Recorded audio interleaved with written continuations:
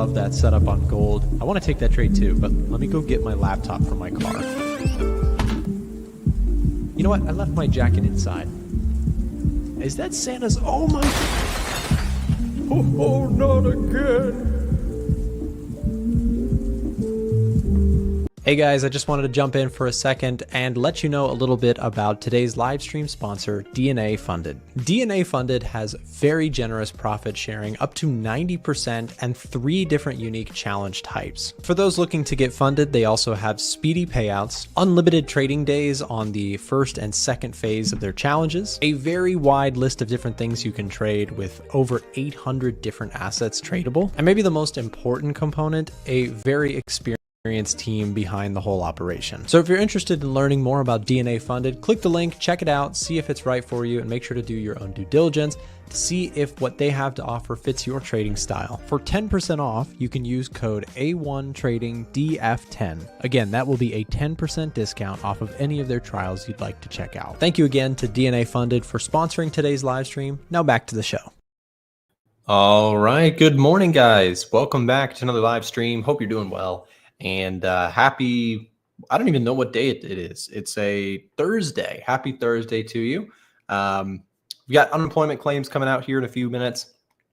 Even during the holidays, you know, market data doesn't stop. Charts don't stop moving.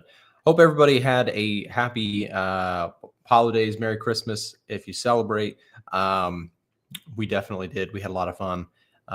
We have the family still over, so I'm working from home, so family's hanging out. Also, I did get, this lighting is a little strong right now, but there is some new lighting in front of me. I think it's better than what I had, but got to work that out. We are on Starlink internet, but I still am not certain I trust it. It's better than what I had, but if you guys see stream disruptions or issues, obviously just comment it and I will try and fix it. I have a backup plan. My backup plan is on my phone. I can just run a hotspot, but I'd prefer not to do that. But if I have to, the show must go on. Bitcoin's pulling back here. I have a position on the long side of Bitcoin. I am also long NASDAQ. I'm long semiconductors. Actually, let's check on semis this morning. I bet you they're getting taken down a little bit here this morning as well. Yet down 0.7%. And today's going to be a chill stream because I'm pretty confident. Let me fix my camera.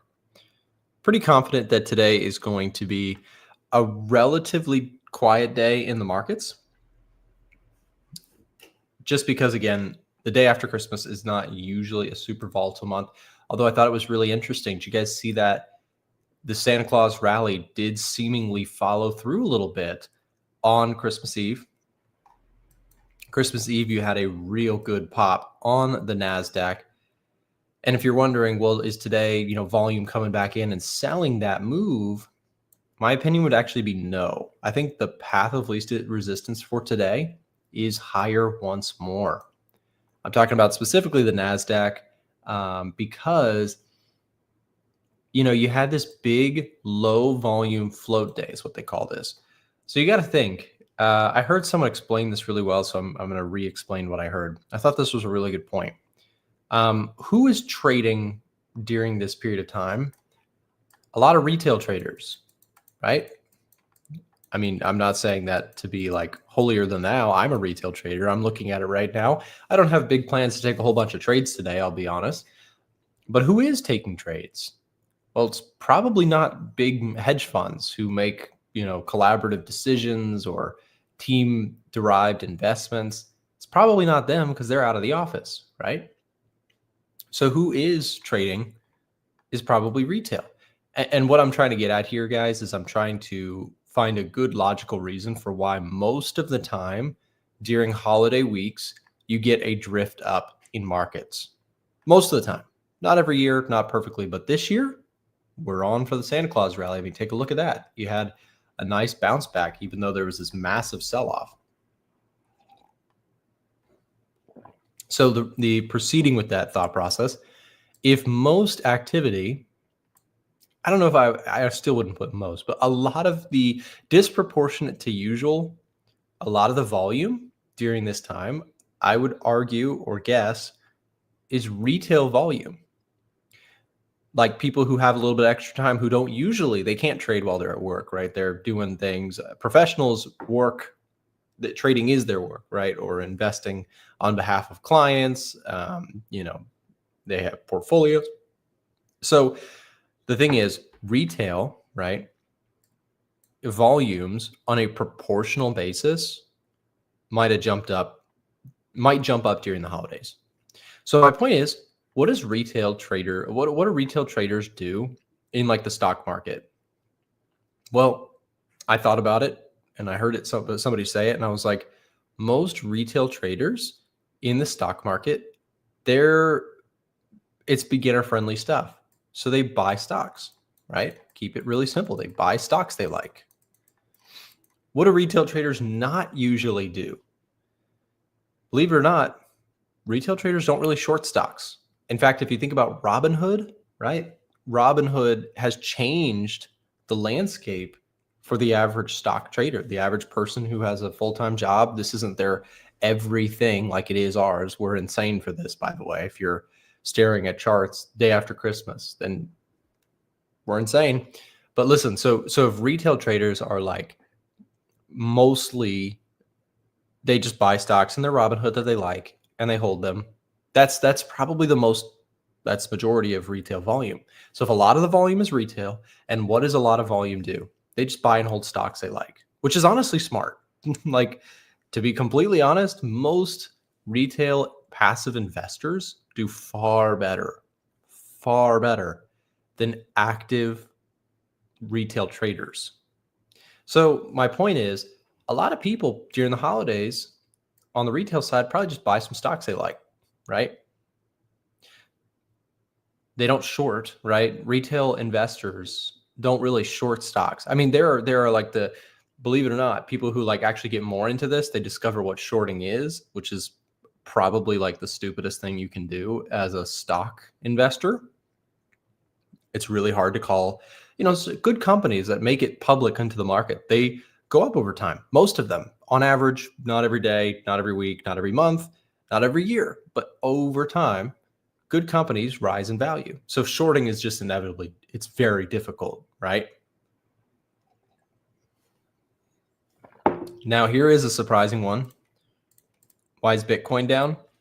That I don't have an easy answer for you, other than it's just a crazy, silly, volatile asset. Bitcoin popped up. Again, I actually would have expected Bitcoin to follow suit with that logic. Because who loves Bitcoin? Nobody loves Bitcoin more than retail. Retail loves Bitcoin, right? It's like the retail favorite. So I actually would expect, and I could be wrong about this, as I always can be potentially wrong in markets. Nobody's for sure, right all the time. Path of least resistance for Bitcoin during this period should also be up. In my opinion, I could be wrong. Don't follow anything. I'm an idiot on YouTube. I should just end every sentence with just ignore everything I'm saying. Trading is hard as you know what. And then I'd be being honest with you guys. I try and always be honest with you guys. So, but here's the thing.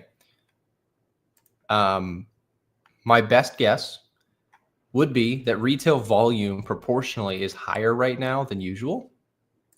And what does retail volume on Bitcoin do? They only go long, right? I mean, maybe there's some sophisticated traders out there who have been shorting Bitcoin, but to be honest, that's like trying to stand on the sun and not get burned at all, because Bitcoin has been a rocket ship to the upside, right? So to me, the path of least resistance for Bitcoin on low float, low volume days should be higher. It doesn't mean it has to go up. It's just like if I'm leaning one direction, let's say I have like a 55% chance, I think it goes higher. And that's all I need as a trader, by the way. if I have a 55% chance, and I could be wrong about that 55% chance, right? I could be the 45% of the time that it goes down and continues to go down. But I think there's a slight greater chance that Bitcoin goes up than it goes down. So I am already long Bitcoin.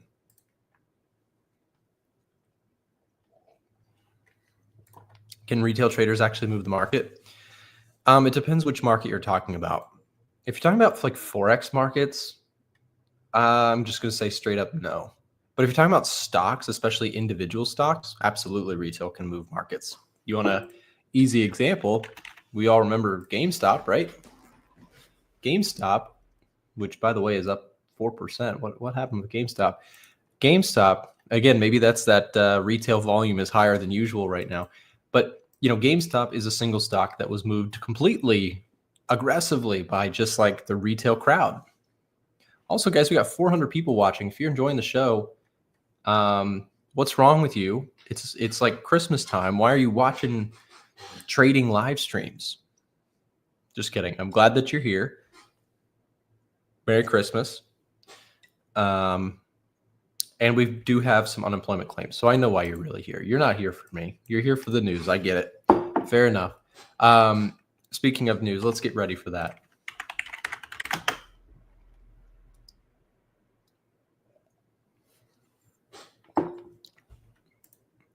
If Forex Factory wants to load. Why are you live streaming? Well, because I don't claim to be anything except a degenerate. I'm just saying that if you're here too, you also might be a degenerate, okay? I'm just kidding. A degenerate makes it sound like it's just a terrible act to be doing, but a passion for markets is not inherently wrong. Abusing the markets with bad risk management and doing things you absolutely know you shouldn't be doing, that's wrong. Then you're a degenerate and I can't defend you. But if you actually just love markets, like I don't really have plans to take a whole bunch of trades today, and yet I will still watch the markets because I just am curious to see what's going on during this week. But I also might be a degenerate.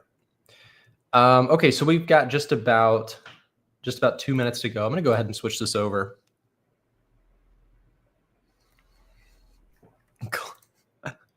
Click leave the moment the data is out. That's what happens. No, it is crazy. We've seen this. Chandler James and I, the dream team, the content team behind the scenes, my editors, we've gone and looked at charts. And let's say that this is the news moment. We have literally seen this is what happens with news streams.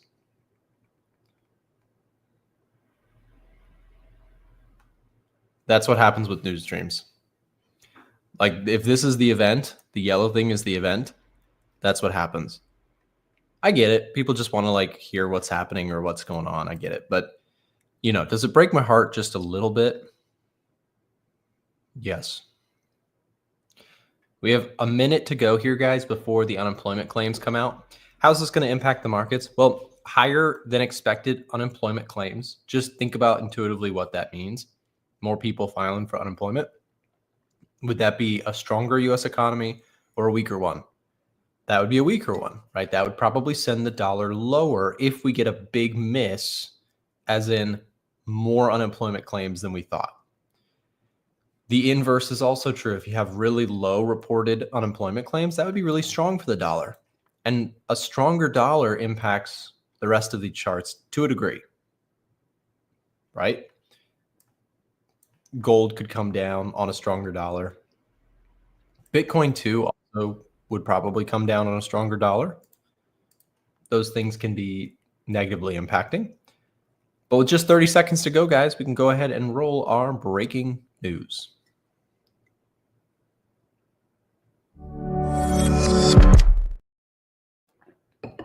Somebody asked, is this Trade Locker? No, this is TradingView.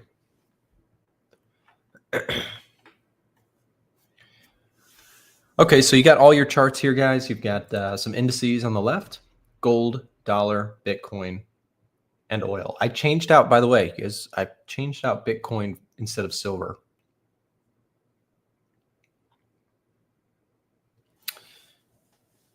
All right, little bit of a blippy movement there. Russell slightly higher. Gold really mixed. Bitcoin flat. Oil slightly higher. Dollar index still at 108.2. What are we looking at, guys? 219 compared to 223. So what does this tell you? And before you say, what the heck, why didn't that move the markets? Just remember that this is a pretty important data point. It's not a roulette table. So 219,000 job unemployment claims came in. That is, should it be surprising? Not really, because we were expecting 223. So if you got like 195 or you got like 250, then yes, the market would freak out. But the market's not freaking out because we got pretty much exactly what the market was expecting. The market is like this living, breathing organism. It like has ears everywhere. It's watching everything. Analyst communities are, forecasting what these numbers are going to be. They're data mining a million things, and people wonder why trading is hard. It's because you got geniuses, mathematical geniuses, making forecasts on what's going to happen and moving the markets ahead of the time. I mean, it's insane.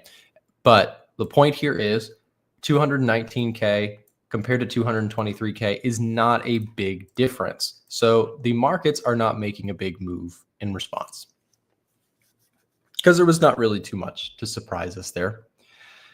That being said, unemployment claims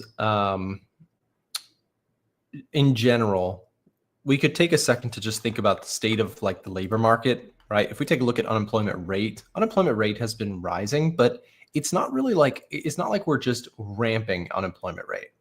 Unemployment rate, I always make this point, 5.7% is like the long-term average for US unemployment rate. So with us sitting at 4.2, like the labor market is not, from the indicators that we can see, the labor market right now doesn't seem to be materially slowing, right? It doesn't seem like unemployment rate is dramatically getting worse, right? 3.4 in January of 2023 to 4.2. And think about it, we've had interest rates much higher than they have been in the last 10, 15 years. And yet unemployment rate has only mildly risen. So it's to me looking still very optimistic for a soft landing scenario. Now, a soft landing, what does that mean? Soft landing just means that the Fed is able to, they dealt with this big inflation bump, right? We could take a look at inflation, which, by the way, guys, another thing that I have a couple projects on the books for our team. I want to add, and Edgefinder users, the tryhards out there like me, you'll love this. We're going to add core PCE, and we're going to add PPI year over year to the Edgefinder's inflation reports. See, it's weird. You get to this point in life. I'm almost 30 years old, and I'm like, that is the most exciting thing ever, to have new economic graphs within the Edgefinder. Absolutely fantastic. But those are coming. We have those on our project lists. Projects take us time. I know there's a million things that we want to add to the Edgefinder and to the stock box, but we're getting there slowly but surely. By the way, we have 500 people watching. Good morning, good afternoon. Welcome to the stream. If you're just tuning in, make sure hit the thumbs up button, subscribe if you're new. If you're watching on Twitter, it's Twitter, it's not X. I'm sorry. To me, I mean, people can call it X. What do you guys call it? Real quick in the chat, do you guys call it Twitter or do you call it X? I just can't do the X thing. And I'm not like somebody who's just a big hater of Elon Musk. I just think, and who am I to challenge that dude's, business savvy knowledge? Maybe it's like a big marketing ploy. I don't know. But to me, I can't call it X. It just sounds, there's no flavor to X, right? It's Twitter. Twitter is like a legacy, classic household name. Alan says he doesn't have social media besides YouTube. Alan, here's one thing. If I was to like really simplify my social media, I could get rid of Instagram. I could get rid of, I don't really use TikTok by choice. That, I don't use TikTok, and sorry, I'm going on a tangent. Twitter can be filtered, and I love that. I like social medias where I can control how addictive they are. The problem with TikTok is that SHIT it's like crack cocaine addictive. I shouldn't say that on YouTube because I'm probably gonna get flagged. But like seriously, that stuff is too good. The algorithm is too good for me. Like I want my algorithm not. I hope that in the future these social medias, and this is so against their own desires because it makes their algorithm worse. I wish you could make their algorithm stupider on purpose, right? Like I don't want like Instagram's algorithm. You can feel it's not as good as TikTok's, and I prefer that because I don't want it to be so good that I'm sitting there doom scrolling for the rest of my life, right? The cool thing about Twitter is that with Twitter, you can create like lists and stuff. Now, Twitter, you can absolutely doom scroll on too, but there's ways to like make lists. And I'm not like a 20-year veteran on Twitter, but like on Twitter for you guys, this is still trading related, I promise. If you're serious about your trading, please don't do it. Okay. Sorry if you lost me for a second, guys. My internet might be a little spotty. If you're on Twitter, you can create your own list of traders that you like to listen to. So put me on there, we could, if you follow me, just hit me up. But seriously though, like you can create lists on Twitter and then you can filter your feed to just be a list. So instead of like random algorithm generated, like somebody getting beat over the head with a bat, that you go down a spiral. Like that's one thing I really don't like about Twitter. Twitter will like show you this like violent stuff, and maybe I'm doxing myself or just like outing myself, but I have to like hide from like crime stuff. I think a lot of people just like you see some flashy like, oh my gosh, some lady got attacked or whatever. Like something in our human nature, we just like want to see what's happening. Like, oh, what's the problem? But you can block that stuff too. But if you create lists for yourself on Twitter, it's pretty cool because you can like isolate a topic and say like, okay, I actually want to learn something while I'm on Twitter. So maybe I just isolate my trading content creators that I like, or maybe you isolate like history or like something that you like. I think it's cool. Anyways, I think in the future for me, as I get older and I have less time available to me, if I can like cater social medias to be more like specific to what my goals are, yeah, it's cool. Yeah, see that's the thing. Twitter, all these social medias, man, none of them are perfect except for YouTube. YouTube is perfect, except for none of them are perfect because even YouTube sometimes I feel like their filter is a little too politically correct, if you know what I mean. Again, that's not even I think Twitter's the opposite. Like Twitter's too free reign and YouTube is too restrictive, right? I don't know. Maybe over time they will make more like customizable features. That would be really cool. So should I download X? You don't even have to download it. Just make an account it's free to make an account on their site. News is buy or sell. Well, it's really kind of a neutral reading. There was nothing exciting about today's unemployment claims. They came in pretty much in line with expectations. By the way, guys, the tool that I'm using here, let me give my quick plug. If you guys want to try out the Edge Finder, it's our software tool. We build all sorts of powerful indicators, both fundamental and sentiment analysis tools. You guys don't need any more technical indicators, but you do need fundamental and sentiment indicators. And we specialize in that. At A1 Trading, there's nobody that does it better. Okay, so come join us. Get yourself a trial of the Edge Finder. We'll drop a link here in the chat to where you can apply for a 30-day trial of the Edge Finder. You can play with our economic data indicators, our sentiment indicators. I'll tell you the most popular things that we have are the sentiment indicators. People love like the commitment of traders data, which is really cool stuff. You can look at what institutional money is buying and selling.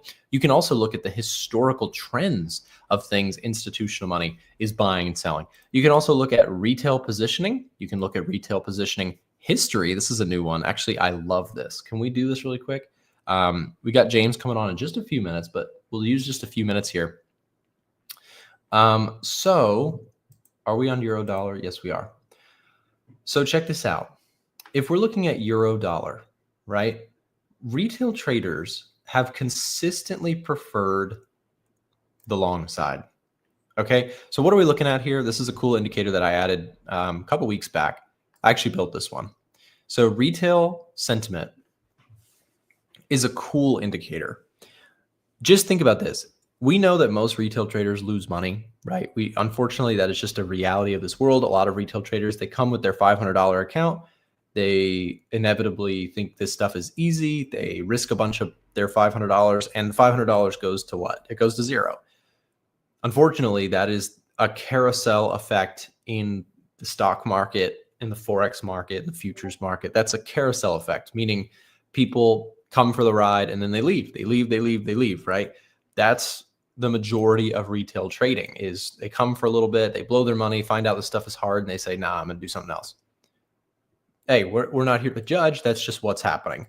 So if that's happening, right, and retail traders do consistently the same general things, we could potentially take advantage of it or just be aware of it. So my point is, let's pull up a chart together of euro US dollar, just as an example while we make this point. And if you're a regular, you know exactly where I'm going with this. You've heard me say this at least 100 times, but it's good to repeat. There's nothing wrong with repeating yourself when it comes to this stuff. It's good. It's good mental practice. So what's the euro been doing? It's been trending down for months. This has been a really, really solid downtrend. And meanwhile, if we pull up our chart, because we're smart and we use data to our advantage with the help of A1 Trading, who's trying to sell me this edge finder thing, evil trader Nick trying to sell me something.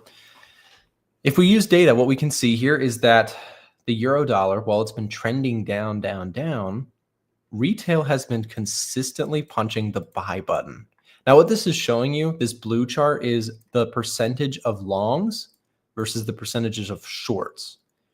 And so this number being consistently in the positive territory shows you that retail traders are very consistently on the buy side of euro dollar in the last few months, going back from October. That's how far we just got this data pulled back to. So let's just go look at like October for context. Here's October. Here's October. So retail traders start piling into longs over here. They're long, they're long, they're long, they're long, they're long, they're long. You get my point? Retail traders have consistently been trying to buy this dip, and it just keeps dipping. So the reason that we discuss this is that if we know that that is the retail mindset is, I want to buy this dip, it's dipped so much, it's time to buy it, the easier path is to the downside. Now, this is not the only thing I look at, but it's a really important one. Keep an eye on your retail sentiment indicators, okay? And get yourself an edge finder. You guys know I'm pretty transparent with my sales pitches. So there's my sales pitch. You should try it for 30 days, and then you should buy it because it's a really good tool. We have a ton of economic data tools. We have a bunch of sentiment tools, and we have thousands of people all over the planet using our stuff. It's honestly incredibly, incredibly motivating for me knowing that so many people use our tools, because it just, I wake up in the morning, I'm like, how can I make the edge finder better? And then I get like addicted to the comments of people saying, oh my gosh, Nick, Frank, Giles, the dev team, I love that new feature you built. Or we'll get like feedback messages and it brightens our day. We're like, oh yes, that's like candy to me. It's when people say, oh, that new indicator you guys built, I'm loving that. I'm like, yes, I love that.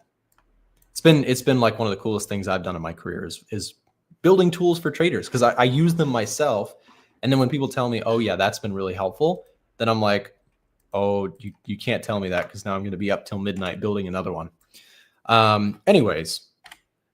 Okay, guys, so I'm coming to the end of my time. We got more people coming on. I don't know. Do we have, and here's a quick trick for, I don't know if this is currently up to date, James or Chandler. I might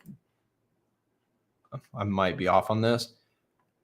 If we could update this, if it's not, I think I checked it this morning and it wasn't yet, but maybe it is. Okay, not yet. If we could update that, that'd be awesome. Just because I think we have an overlap here. We've got Forex James and Marco waiting, so I'm not sure who's next. But what I'll do here is I'm gonna step out and we'll let the break take us to our next show host. Before I do that, like I said, make sure try out the Edge Finder, especially during the holidays. If you got some extra time between now and New Year's, play around with the Edge Finder, get accustomed to it, see how it could potentially help you in your trading, and yeah, don't miss that chance. Okay, guys, quick break, and then we are right back with, I think it's Marco, if I'm going off of usual weeks, but we'll see. Be right back. Shopping for presents this holiday season can be stressful. What to get for mom? What to get for dad, grandma, your uncle? It's all just too much. Lucky for you, A1 Trading has the perfect product for everyone on your list. Introducing the A1 Stock Box. Let mom keep up with all her favorite brands like Lululemon. Dad can keep up with his reading by checking out the latest headlines. And everyone knows Grandma loves hedge funds. She can keep up with what her favorite hedge funds are buying and selling each quarter, and even see what percentage of their portfolios are diverted into what stocks. There's something for everyone in the A1 Stock Box, available now at a1trading.com.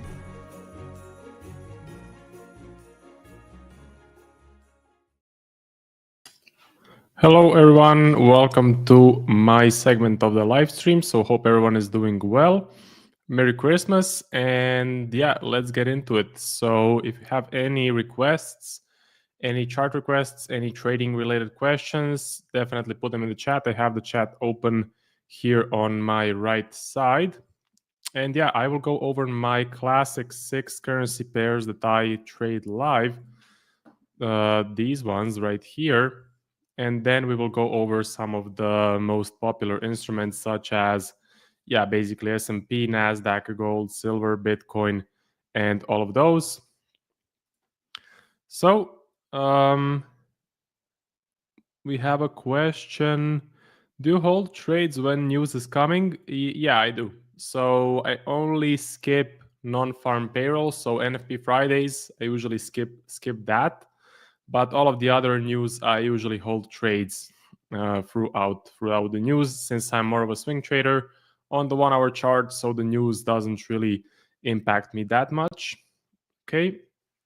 So let's do first the euro and US dollar, and then we will do some requests that I can see in the chat. We're going to start off with the daily, and we have had some big news reactions of the interest rate on 18th of December.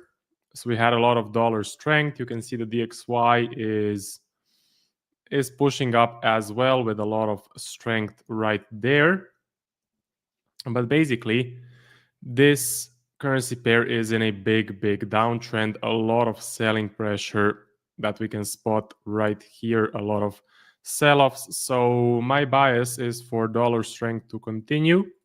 And then I would be basically looking for sell setups on my $3 pairs that I trade, which is EU, AU, and GU.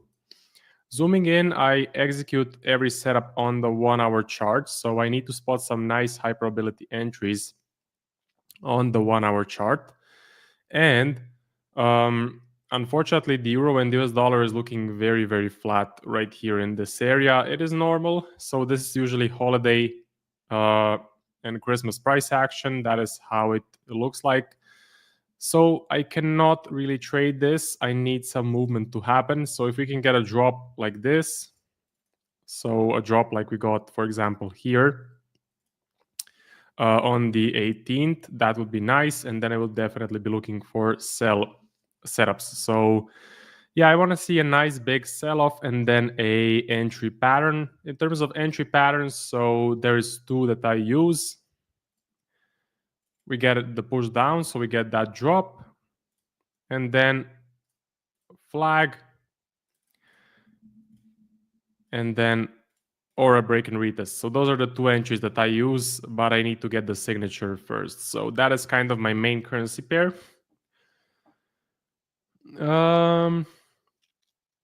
So now let's start with the requests. So we have gold. Let's jump on the daily chart for gold. For me, gold is looking a bit range bound. It's looking kind of stuck in this general area right here. So not looking the greatest, looking corrective. I would expect for gold to continue kind of messing around inside of this price action like this. So I'm gonna be paying attention to what happens when we approach this low or this high. Maybe let's say these two highs. Until we approach those levels, I'm pretty much gonna be leaving gold alone. I don't think it looks pretty good. I think it looks slow in this area. I think it looks corrective. As I said, corrective and range bound. So yeah, not the greatest. If I zoom in, 1 hour chart is gonna be pretty flat. So we had that dollar strength print right here on the 18th after the news, and now we have become very, very flat. We're stuck inside of the high and the low. So yeah, I'm expecting more range bound price action right here. I'm expecting something like this to happen. Okay, and currently doing pretty much nothing. So GJ is the next one that I can see on the list. So GBP, JPY.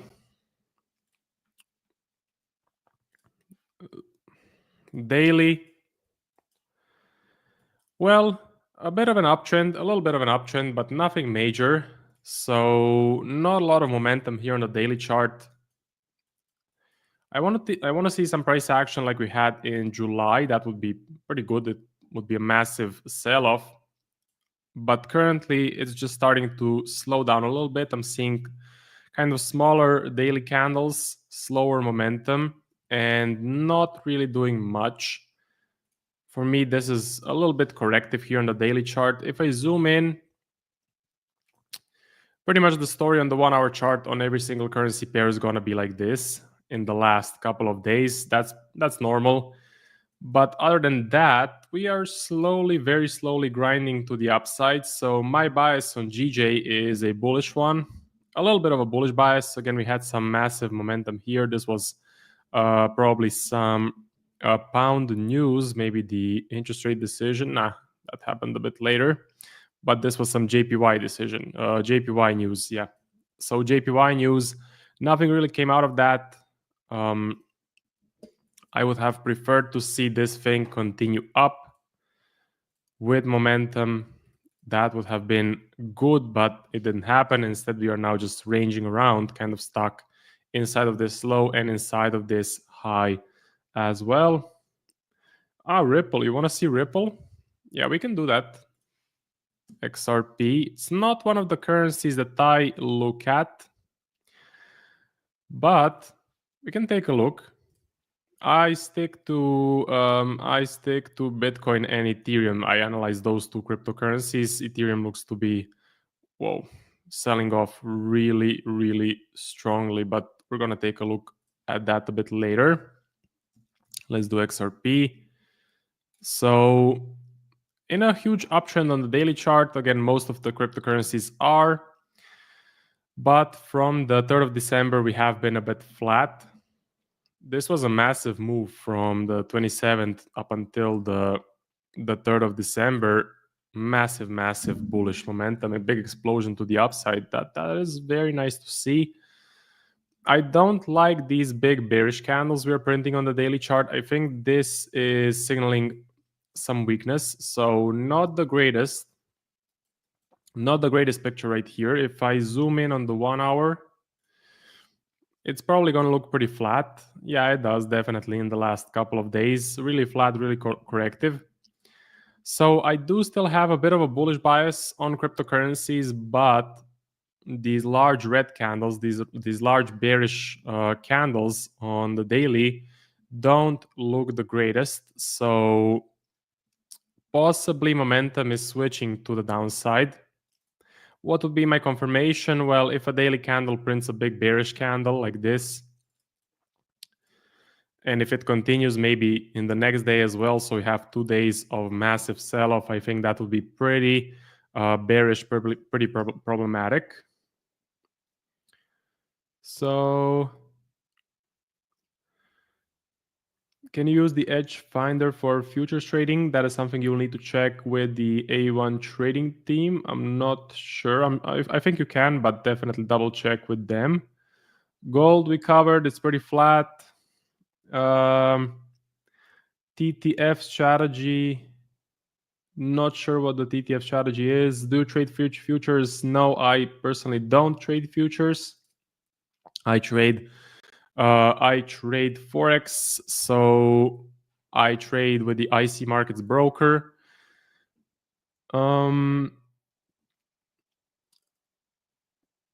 So gold, you're currently selling gold.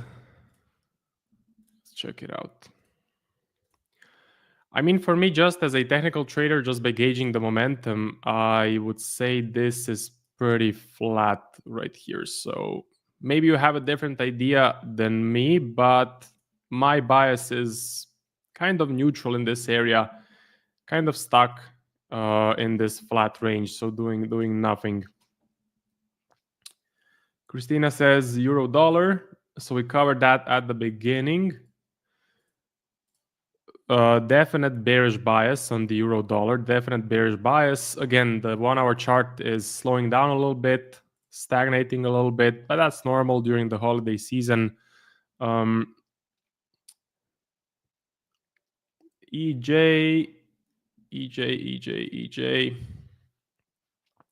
is actually looking a little bit interesting on the 1 hour chart, but on the daily chart, well, on the daily chart, we are kind of stuck here in this general area inside of this high and this low right there. But in the short term, in a bit of an uptrend. So short-term uptrend, overall story on EJ, Euro JPY is not the best. Overall story is pretty flat. I would like to see some more movement happen like this, like we had here, or this massive sell-off like we had right here. But if I zoom in on the 1 hour where I actually look for entries, so again, we have that overall bullish bias. For me on the daily chart, this thing right here is, I would say it is bullish. So if I zoom in, we are definitely slowly grinding to the upside, kind of correctively. Right now showing a little bit of an impulse to the upside, which is not that bad. So I like this price action. I like this last candle especially. If we can continue with some nice momentum, I will definitely be looking for buy setups, either a flag or a pullback, break of the high, retest. So EJ is definitely going to go on my watch list.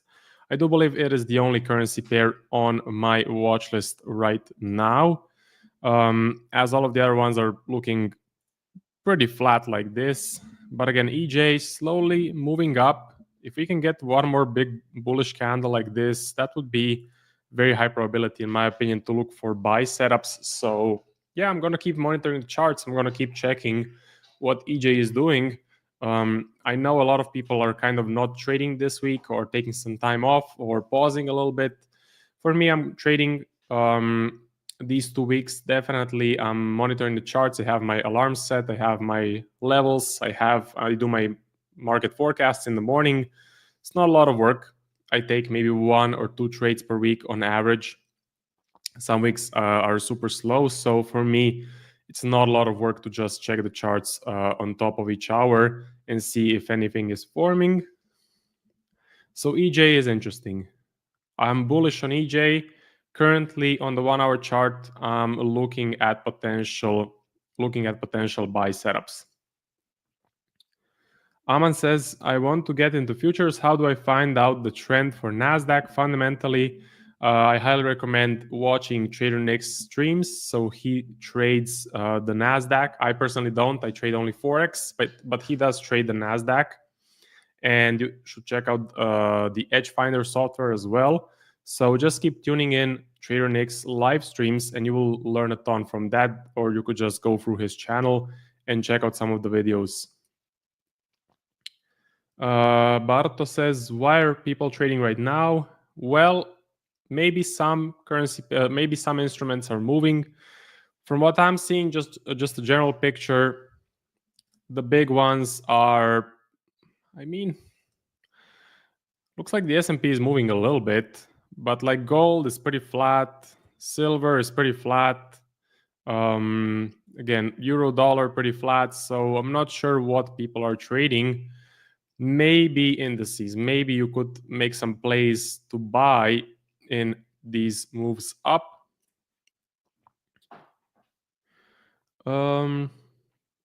Gold we covered. Yeah, gold is pretty corrective. Dow Jones 30.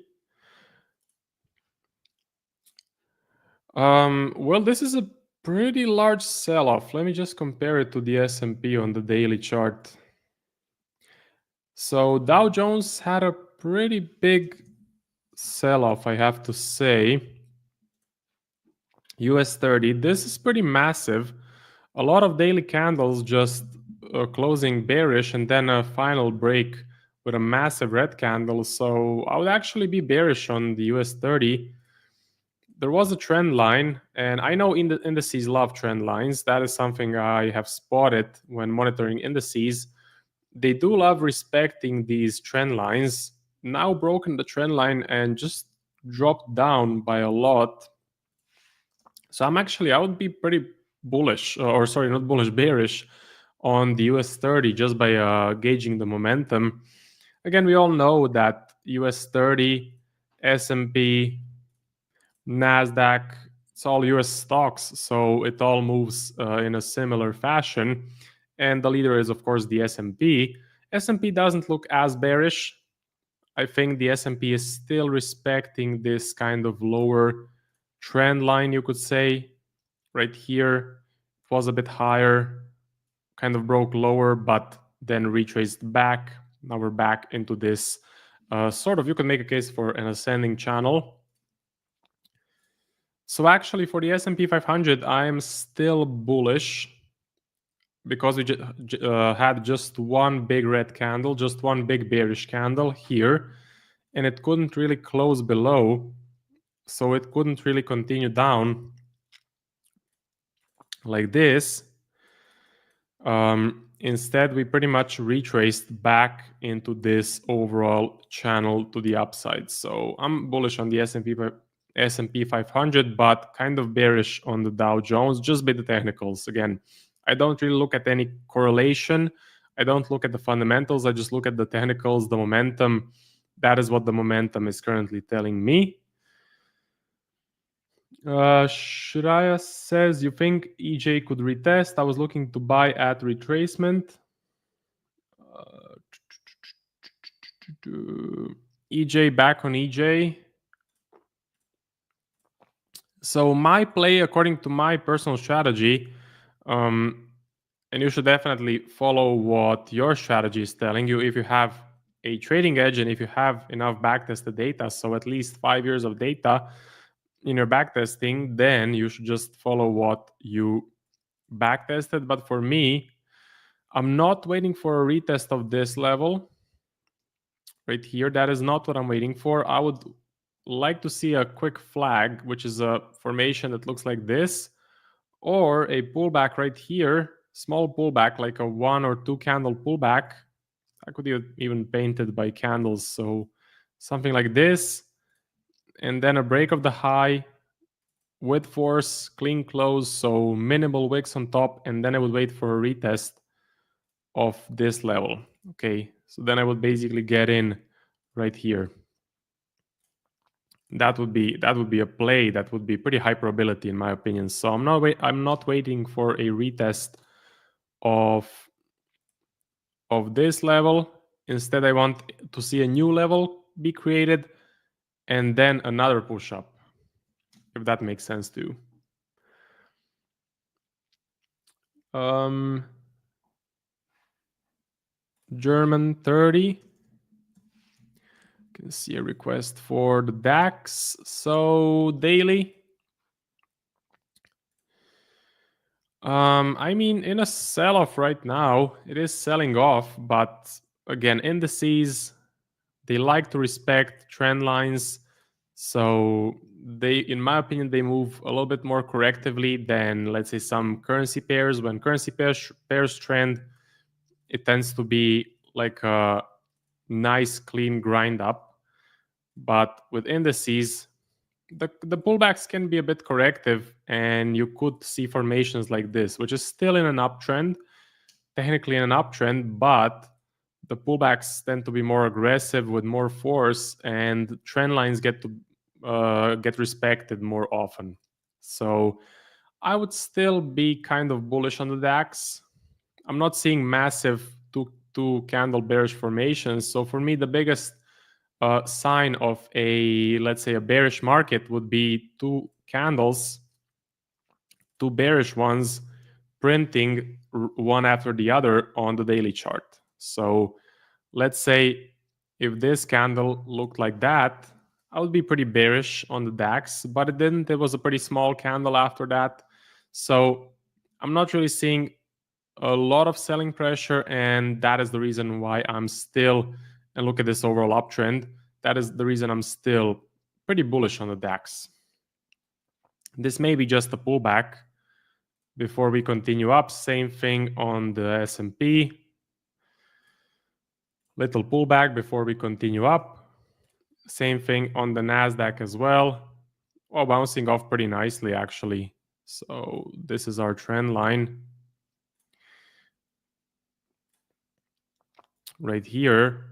And we just pierced through it, closed above, and now bouncing up. So I think this was just a small like speed bump, a little bit of a speed bump before we actually continue to the upside and continue moving up. So still bullish on the NASDAQ. Okay,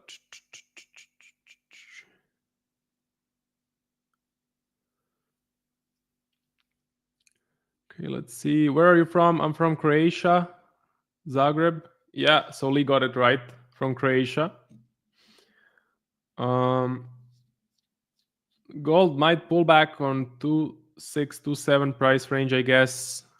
I can take a quick look of what you're referring to. 2627. Oh, you're looking at a really short term.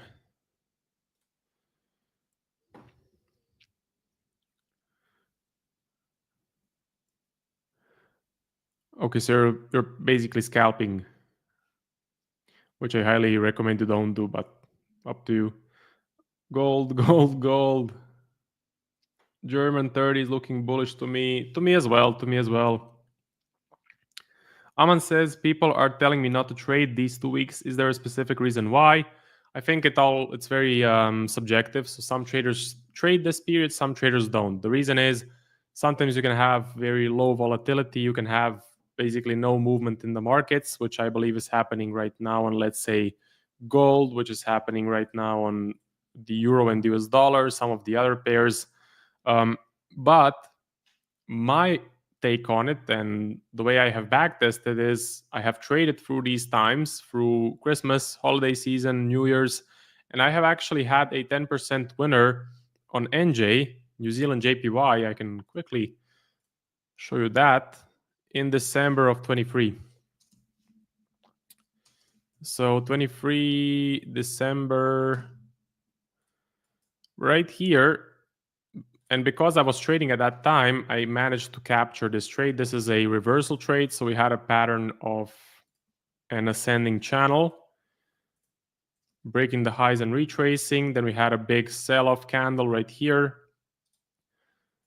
Put my reversal pending sell limit, got tagged in, and then price just started dropping down. And then I used the trailing stop loss to basically capture, I think it was like a 10 or 11% trade. It was pretty massive. And if you look at the date, I think I got in, I got out at this level. So yeah, it was at this level. If you look at the date, it was on the 27th of December. So my strategy does work in these times of kind of low volatility and holiday season. Your strategy may be a bit different. It's all down to backtesting. So what I recommend is that you do your backtesting, especially backtest this period, going back 5 years. So last 2 weeks of December, see what is happening, see if you get any trades, see if you get any winners, and then you can make a conclusion if your strategy works during these periods or if you should just stay away from the screens.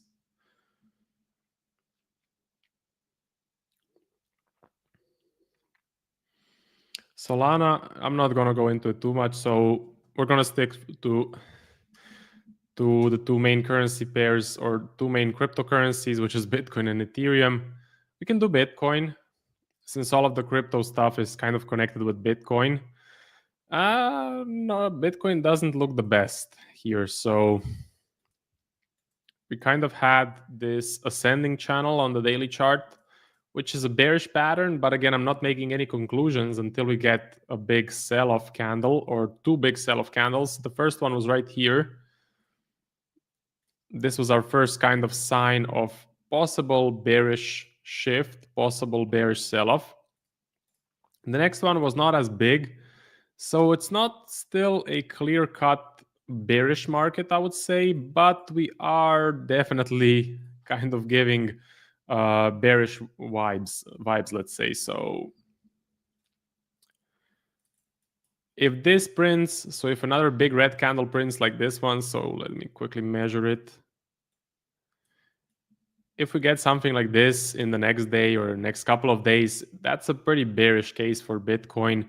Then possibly a sell-off is starting. So not looking the greatest right now. I am still bullish. I am still bullish because we didn't get that confirmation that I was talking about, but I am alert as well. So yeah.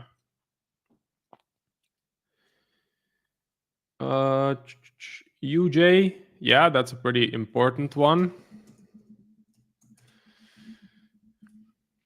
USD JPY, the daily, in a definite uptrend. Definite uptrend, moving up.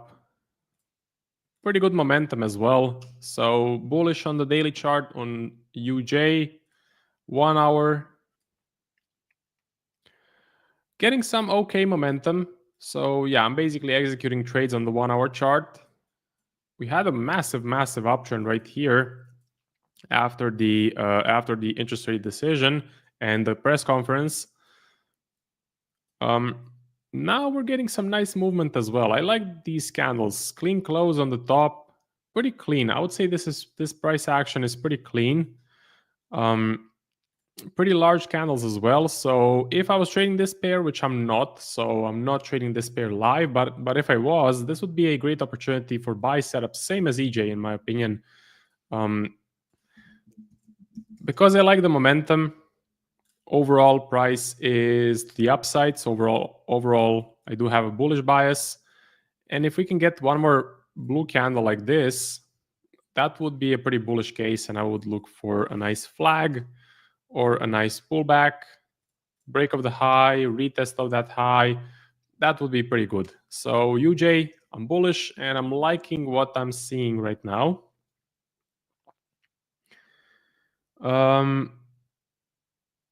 Okay, Hendrik, no worries. Swift, good morning to you. The High Elf, pozdrav. Trade with Dr. Pound US dollar. Daily, definitely in a downtrend. So definitely overall moving to the downside. A lot of selling pressure. Nice 2 consecutive bearish candles. Zooming in on the 1 hour, it's going to be pretty flat. It is to be expected. I mean, that is the holiday season. What I would like to see in order to take a trade, I would like to see a nice drop nice bearish drop, and then I would be interested in some sell setups. So if we can get that drop, if we can get that massive selling pressure, it would be pretty high probability to look for sell setups right there. And that is going to be my game plan for the pound US dollar. I want to see price follow this overall downtrend, and zooming in on my 1 hour, I want to see a nice sell entry on that 1 hour chart. Basha, hello, my Balkan friend. Hello, how are you doing? Do you think I should hold trades as a day trader when news is coming? Depends. If you're trading on really low time frames and you have a tight stop, like, I don't know, 5 or 6 pips stop loss, then definitely you should pay a lot of attention to news. But if your stop loss is pretty big, like 20, 30 pips, and you're more of a swing trader, then maybe you should hold through news. Best way to backtest this, or best way to make a decision, is to backtest.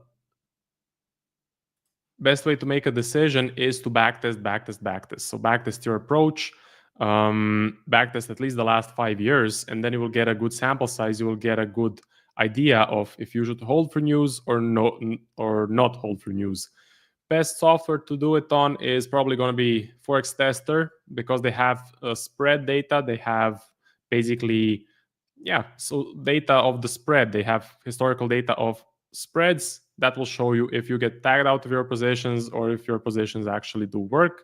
So in order to make a conclusion about that, you need to backtest a bunch. You need to backtest a lot. And I do think my time has run out. So thank you very much. And Merry Christmas, Happy Holidays. And I hope you guys have a great new year. Good luck in 2025. But from what I can see, you guys need to do a lot of backtesting. So backtesting should be your number one friend. And all of the things that you're asking about will reveal themselves in backtesting. So, yeah. If you're someone watching the show right now and you're outside of the US looking for a better brokerage, listen up. I wanted to take a moment to mention today's live stream supporter, Vantage. Vantage allows traders outside of the United States to trade CFDs. You can trade everything from commodities like gold, you can trade US indices or global indices, and you can even trade FX all under one brokerage, and you can connect to MetaTrader 4 and trade directly on tradingview.com. Not to mention, they also have a really good sign-up bonus going on right now. So we'll drop the link to that down below in the chat, as well as in the description of this live stream. Check out Vantage. Now back to the show. Hello guys, Merry Christmas. I hope you're all having a good period, or good holiday period. Yeah, I don't think there's really much going on today in terms of the markets. We did have US news, basically just telling us the US is continuing to do fine. Still supportive of the labor market. So the dollar, in my view, is definitely set to continue up. I'm still looking towards this 110. We've basically done what I said so far. We've broken above 107. So after 107, I was looking at 110, which has happened. So yeah, 110 is still main area of interest, in my opinion. Or well, main area of interest to me. We've got euro dollar. So again, some of you may know I've been very, very bearish on euro dollar. I've been shorting basically since this, since the start of this bearish trend began. So I'm looking for parity. That's the next level I really see coming into play. The Eurozone data is, there's nothing still that is any good or even remotely supportive for the euro really at the moment. And obviously the dollar, the data is pretty good. We're slowing down on the rate cut. So we had a hawkish cut. When was it? I can't remember the exact date. We had a hawkish cut by the Fed this month. So it seems like it's all pretty on course really for Eurodollar to continue its downwards movements. The problem is the markets are just so slow at the moment. So there's nothing for me to do. So yeah, it's more a case of just sitting, drinking some beer and playing chess. Can you analyze Australian dollar, US dollar? Absolutely. So the Australian dollar has taken a huge hit recently, actually. It's not something I would really be buying into. We've had China that's really not helped the Australian dollar or the New Zealand dollar, as a matter of fact. So we are currently at quite a strong support level here. We're forming this double bottom on the daily time frame. Problem is, I just don't see this being enough to support price, really. As I said, the US dollar is very strong. I foresee it to continue being strong. The Australian dollar not really in a position to be holding its ground against the US dollar, really. In terms of targets, though, I think the most sensible place, at least for now, is just looking at this next low. So really, I'd be looking for any type of pullback. And to be honest, I don't know if we'll get one. The way the markets work, we should really, and I'm using the word should quite loosely. Obviously, nothing should happen really in the markets. That's not how it works, but we are very extended to the downside now. So I would expect some type of a small reversion to the upside, just to slightly correct price before we continue a move lower, maybe down to the 0.578 level. Hello, James. I thought you were not going to be here for a couple of weeks. I wasn't going to, but then the A1 guys sent me a message saying that, you know, if I don't come on today, I'll never be allowed on ever again. And I was like, well, I've got to then, don't I? Obviously, no, I'm joking. Obviously, I didn't say that. No, they asked me if I could do this week. So I said today was the only day I'm free. So I'll come and say hi to you guys. Can we look at the S&P? Yes, we can look at that. But yeah, I've not. This is the first day I've actually been on the chart since, I think it was the last time I was on stream actually. So I'm going to have to do a little bit of catching up. So we had the aggressive move. This was the move we had from the rate cut. However, we seem to have basically corrected this full move now. We also have seasonality that's still positive for the S&P and the other indices. So I wouldn't really want to be a seller in this market, to be honest. But would I want to buy is the question. If I was, I think I would just have to look for a very simple 50% pullback, something within here. Now, whether we'll get that is a different question. We might not. And to be honest, it's pretty unlikely that we'd see such a large pullback compared to it just breaking above this level. It seems like the path of, you know, as Nick would say, the path of least resistance would be to continue to the upside here. So for me, there isn't really a valid entry unless we do get this 50% pullback. The next option is if we do break above, we'd be looking for the very simple retest here, take a long position off there, and look for a continuation. Oh, by the way, just a note. I've got quite a lot of family around at the moment, and a lot of them got some new technological gadgets. So the internet might be, well, my internet might be a little bit slow. So I'm not sure what the quality is like for you guys. So I hope it's okay. You make the streams fun to watch. Oh man, I'm glad to hear that. What time frame do you take a trade on? Every time frame, really. 15 minutes and 30 minutes are sort of day trading time frames for me. If I'm going swing trading, then it'll be the H4, the 1 day and the 1 week. Bashi's here. Hello, Bashi. Gold? Sure.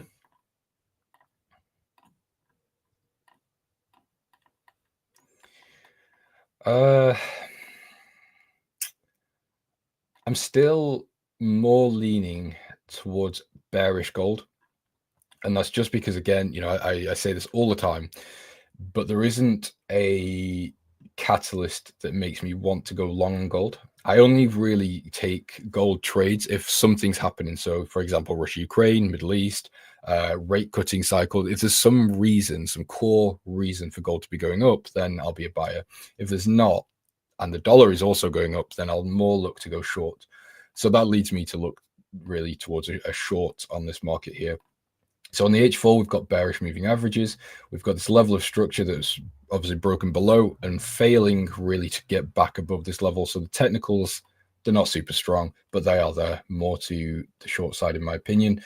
So I'd be looking for possible trade down to the next low at 25.61.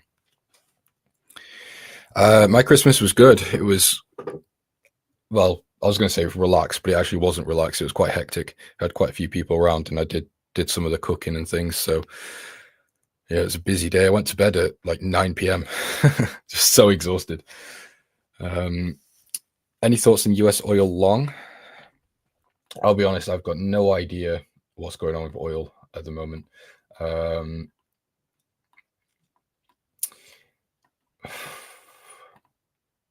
It depends what your approach is, really, because if you're taking a short-term trade, or a day trade, scalp, whatever it may be, I think you're pretty fine, to be honest. The problem I see now on the higher time frame, so if you're going for a swing, I'd be paying attention to this level of resistance. I'd be paying attention to the RSI that's about to become overbought. Now, normally, in a trending market or a very economically driven market, if that makes sense, so obviously a trending market, that's not really an issue. You would just expect a pullback. However, in this market, the reason that that's quite important is that we're basically just in a large time frame range. We're not seeing a very clear trend here. So if we're going to continue this trend, we might be seeing a reversal point now to come back to the previous lows.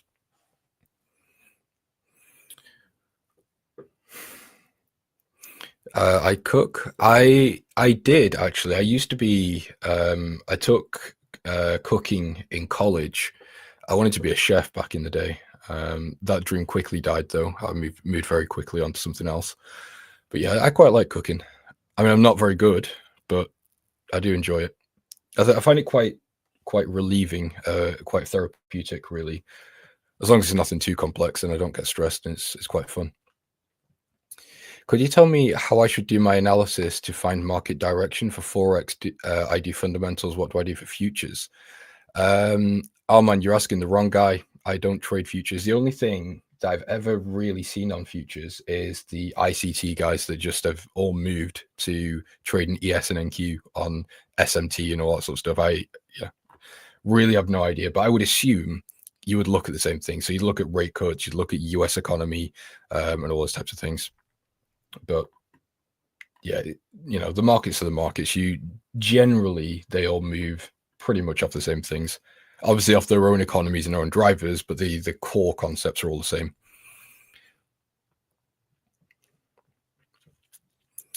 Is euro dollar ready to break higher? If you don't mind looking on the 1 hour chart.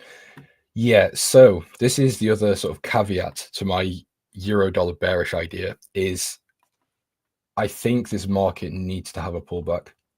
And let me just emphasize that word is I think. I don't know, and I'm not saying it will, but it's just very, very extended to the downside. Obviously, we're having quiet market periods now. And if you think from a institutional point of view, or a larger market investor or market participant, whatever you want to call them, if you're coming to a new year, you wouldn't want to start, if you're looking for euro dollar to go down to parity, let's say Q1, Q2, you're not going to want to start selling it here. I mean, obviously you can, but I'm just saying ideally you'd want to sell at a higher price. So it's not, in my opinion, it's not completely out of the question that we might see some sort of reversion on euro dollar. And this wouldn't be a fundamental driven move. It would just be a natural sort of pullback. I mean, if you look, this trend, let's say it's from here. It's been going on for almost 100 days. 100 days, and we've had one very small pullback. That's it. That's all this market's seen. So, again, it's just more of a gut feeling that there is something that should happen here to the upside, but it's not going to be sustained. And again, I think long term, within the next 3 to 4 months, we will see parity.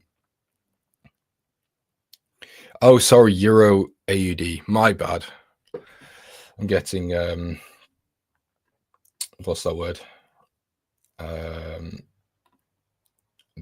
Dyslexic. Okay. So this was a short I was in. I think this was break even. I can't remember, but either way. Let's just close that. I don't know if Morgan Stanley's still in that position, so I'll just remove it. So the problem we've got with Euro Australian, we've got two very weak currencies. So we've got the Australian dollar that again has been impacted by China. We've also got the Eurozone, which again is being impacted by primarily the really poor data we're getting out of Germany. So it's not something I'm really compelled to start buying or selling. So just looking at the technicals, we are, in a short-term uptrend, I would say. Here we've got the moving averages that are quite nicely fanned out here, the 50 and the 200. Moving very simply to the upside, there's nothing really noteworthy here. We do have a small resistance. So just really following the trend. I wouldn't be shocked if we do see prices come back up, maybe to this previous high somewhere around the 1.71. But again, it's not really my favorite market. Two weak currencies. All it takes is a slight uptick in one of them to completely throw off either idea, if that makes sense. Does swap affect your results? Yes, actually. I was looking at my swap fees this morning and I was really upset. So here I'm currently in dollar cost averaging shorts and euro yen, which I can go into in a minute. But can you guys guess what the swap fees are on this? This is around a 30K account. I'll give you a couple of minutes, just take a wild guess at what I paid in swaps. So actually, I'll show you when. So this was the first position on, when was this?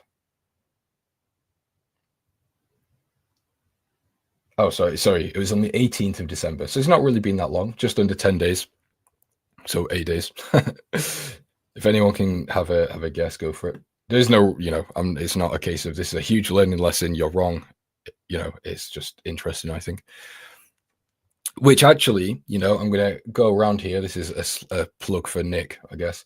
If you guys are trading with slightly higher capital, swaps do start becoming a little bit painful. So if you're trading sort of 6 figures, well, even 5 figures, up to 6, 7, 8 figures, swaps are very important because it can really start to eat away, especially if you're swing trading. It's really start damaging your profits. So what you should do is always pay attention to what you're going to be paying or what you're going to be paid to hold that trade.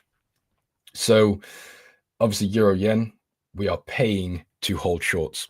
So what I'm paying is, I'm not actually sure how much exactly it is, but overall it's currently 30, 40, 50, around $60 that I've paid since the 18th. So 8 days of holding, I paid $60 and it's in drawdown.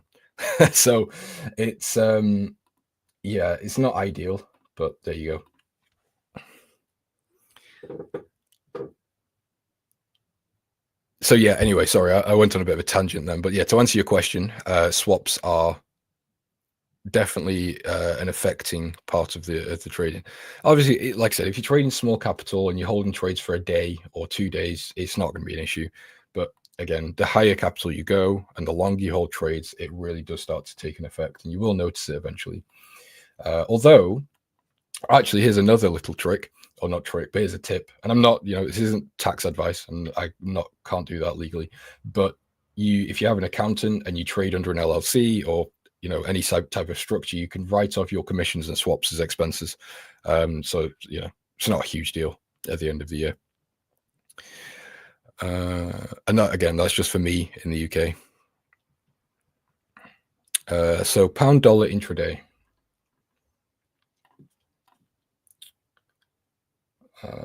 I'm going to be honest. I think the short idea is definitely good. I just think the timing of your trade is pretty poor, to be honest. And that's just because it's Boxing Day. It's the day after Christmas. The markets are slow. There's no one really trading at the moment, or at least no one capable of actually moving the markets enough to make trading worth your while. So generally speaking, I think it's fine. But yeah, the timing could be better. I would more look to wait until we start picking up in volatility again. Can you hedge somehow to buffer the effect of swaps? Yeah, you absolutely can. I really don't like hedging though. I know it's a great way of managing risk, and I'm not someone to sit here and tell you hedging doesn't work, because it obviously does. But the way I've only ever lost money hedging, and it's probably because I've never really learned how to do it properly, but I just don't like it. So I know there's a couple of ways you can do hedging. So you can buy and sell the exact same asset, or you can buy and sell due to correlation. Either way, for me, I don't really like it, because one of those positions is going to lose. And if I take a trade, I'm taking that trade because I'm very confident in it. So I don't want to counter trade that and also risk losing money just because I wanted to be safer, if that makes sense. I like to just commit to my idea. If I'm wrong, fine, I'll lose money, but I'll make it back eventually. It's no issue. James, you trading this week? No. Well, that's a lie. I actually just scaled into euro yen, but I'm not actively trading. This was obviously, I'm looking to hold this for a couple of weeks, so it's not, I'm not sat here trading. It's just, click sell button, done. So if James does a hedge, do the opposite and you'll make money.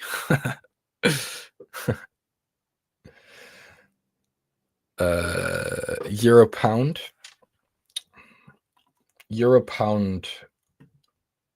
seems bearish. I mean, we've got, again, a very, very weak euro. The pound, actually, hold on. I made some very quick notes before I came on, just so I had at least some idea of what to talk about. So this is the analysis I've got. I just did G10 currencies. There's nothing spectacular here, but feel free to print screen if you want to. So GBP, the outlook is vulnerable under pressure due to dovish Bank of England stance of weak economic momentum. Bank of England policy, increasing votes for rate cut signal possible monetary easing as early as February. Weak consumer spending and subdued wage growth further weigh on the outlook. Key drivers: gradual economic stagnation as Brexit uncertainty continues to hurt investment flows. UK-US trade relationship remains positive, but broader risks from tariffs loom. So it doesn't sound good, to be quite honest. Although, if we look at, I mean, I'm not going to read the euro, because I think we should all be aware of what's going on with the euro now. It's a pretty hot topic. But the euro is just in such a poor space economically. I will 9 times out of 10 look to go short, regardless of what it's against. So in this market, I've actually been looking to go short for months. I took one short position around here. This was, the worst timing I think I've ever had in a trade, actually, or one of those ones. It was one of those moments where you just sit there in a little bit of disbelief when you've seen the market just fall and fall and fall. You finally get in, and the Bank of England says that they're going to start cutting rates, and the market just stops you out. This was just, it was painful. But anyway, the point is, I've been looking to go short, so I remain on the standpoint of going short. But the thing I see with euro pound is the price action is just so difficult to get into. We have these really strong, aggressive moves to the upside, then followed again by an aggressive move to the downside. But the real problem is that these pullbacks that we see generally aren't to great technical levels. They're normally quite impulsive. So yeah, it's not something I'm overly happy to just sort of get into. I would more go dollar cost averaging into this market. James followed you on X. Okay, good. So I'll follow you back after this. I'm done here.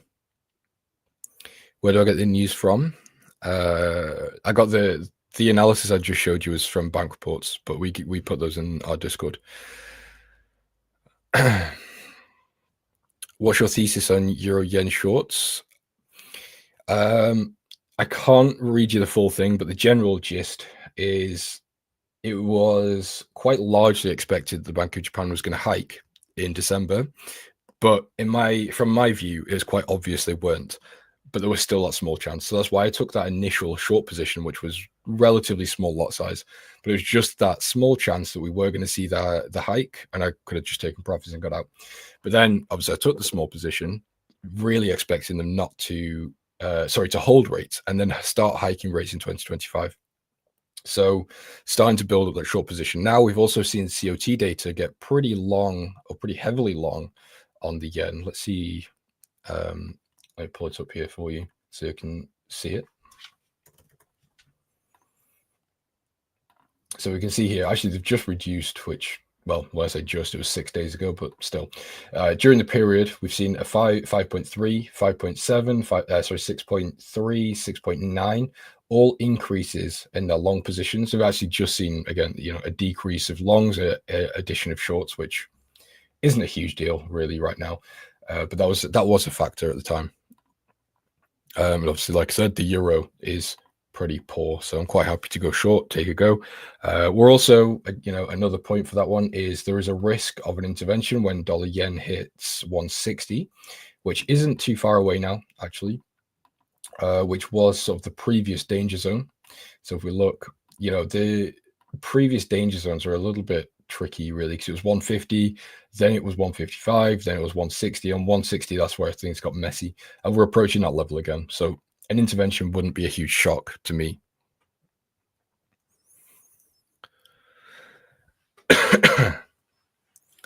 Jay's going to be our first follower. It's a Christmas present. No, I'm not long euro yen, I'm short. What is your Discord? How do I join? I need the reports. Just go to the link. It's literally on the screen under my name. It's elitetraders.io. You can join. We've got 7 days free as well, so you don't have to pay anything if you don't like it. So you can join, either stay and pay, or leave and cancel and don't pay a penny. JPY shorts are back on. Possibly, I'm not going to sit here and say that I'm 100% right, because of course there's that possibility that I'm going to have to liquidate this position and take a loss. But that is a chance that I'm happy to take, which is obviously why I'm in the position that I'm in. But yeah, I've got risk measures, so if I do need to get out, then I can get out with a minimal loss, or, well, obviously attempt to get out with minimal loss. Yeah, okay, let's see. The DAX. It's sad. I should have taken this. Bashi, you may remember I was talking about the DAX 40 shorts back, obviously, when I drew this. Unfortunately, just didn't take it, but there you go. Hindsight is always 2020. The Nikkei, still range bound, actually a very ugly market to be in right now. Let's see, how long has this been in there? Date range, I'd say probably since here is really the range. 116 days of just range bound movement. Disgusting. Don't want to be involved in that. NASDAQ took a hit from the rate cut, but seems to be recovering quite well. Oh, Bitcoin actually was looking at as well. So I'm not a huge crypto trader. You guys should know that by now, but it is tempting. So I was looking just from a price action perspective, and it doesn't look all that bad to go long now. So we've had our fib golden zone. We've had almost a full correction of this left-hand side movement, or sorry, this left-hand side candles. So I'd be quite happy really to possibly take a long. Stop loss would need to be quite wide here, back at the low, take profits at the fib extension. This doesn't look too bad. I'm not going to take it. Obviously, I'm not really looking to trade right now, but the idea is there. Got me a 250k prop firm challenge account the other day. Wish me luck. Tiger Berry, good luck. I'm sure you'll pass it. If you watch these streams with all the guests and everyone, you should pass quite easily. Oh, but yeah, actually, don't. I had this problem actually when I got a prop firm account, and it was very difficult to just not trade it. Obviously, it's pretty poor market conditions right now, so been studying for a decade now, finally ready. If you've been studying trading for a decade and you're saying you're just ready now, that's a level of dedication I don't possess. So hats off to you.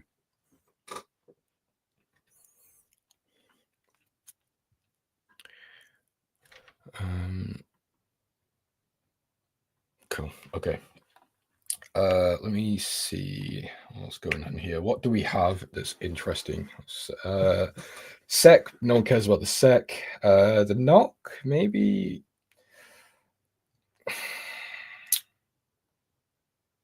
I'd like to go short on the dollar NOK, but It's not quite ready. Swiss is neutral to mix. Don't care about that. We've got CAD is weak. New Zealand dollar's weak. Australian dollar's weak.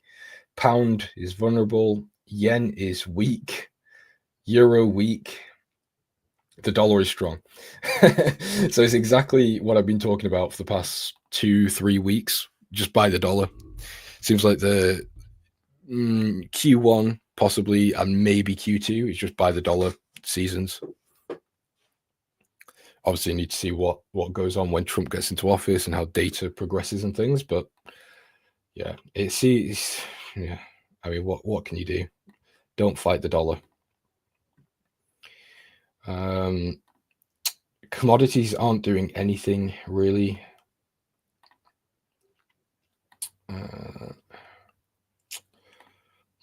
Let's see. New Zealand yen, not taking that. New Zealand CAD. So yeah, I think actually let's have a look at pound CAD. So it looks like we're going to get our 4-year cycle. So for anyone that doesn't know what I mean by that, if we look at the dollar Canadian, we've got 2016 high, 2020 high, 2024 almost there. We've got 4 or 5 more days. I can't remember how many days are in December actually. We've got a couple more days left to reach this high. Then I'm going to go short. I know I just said it's buy the dollar season, but this to me looks like one of those opportunities where if I'm wrong, I'm completely fine with it, which I probably will be. But if I don't take this, and I've been sat here for the past 2 weeks saying that this looks like a great short opportunity, and I don't take it and it does happen, I'll be really upset with myself. So I'm going to have to do it and just see what happens. That's very professional, by the way. If you ever meet if you ever go for a meeting or get clients, just tell them that, you feel like it's going to happen. And you'll take trades based on that. They'll be very happy. BTC 96K ascending forecast. Yeah, Bitcoin has its moments where it looks really attractive on a price action perspective, but I just don't know enough about Bitcoin to be happy to risk money on it, which is kind of the issue. I've missed out on a lot of good trades on there, but I've also missed out on some losses as well. So it's not a huge issue. I'm quite happy with just trading currencies, to be honest. Pays the bills. So maybe 13th onwards or something. Yeah, that's exactly what I'm doing, Bashi. I'm relaxing for the rest of this year. Then on the first week of January, I'm going to be locked in, doing research, preparing, and just basically refreshing myself on what's going on in the world. And then on the second week is when I'll be back actively trading. But yeah, that's basically the plan. It's really very unexciting. Actually, I've just seen this on Euro Pound. Didn't see this before, but this is a really strong level of support through here. I think I'll take back what I said about dollar cost averaging shorts on this. I'm not sure I really want to build up some shorts into such a strong support. However, if we do break this, I think that would be a little bit of an issue for this market, or for the bulls anyway. There'd be no real stopping points technically until sort of 0.76, I'd say. I'm going to keep an eye on that actually, because if we do break this support, I think we'll be in for a bit of a bloodbath here.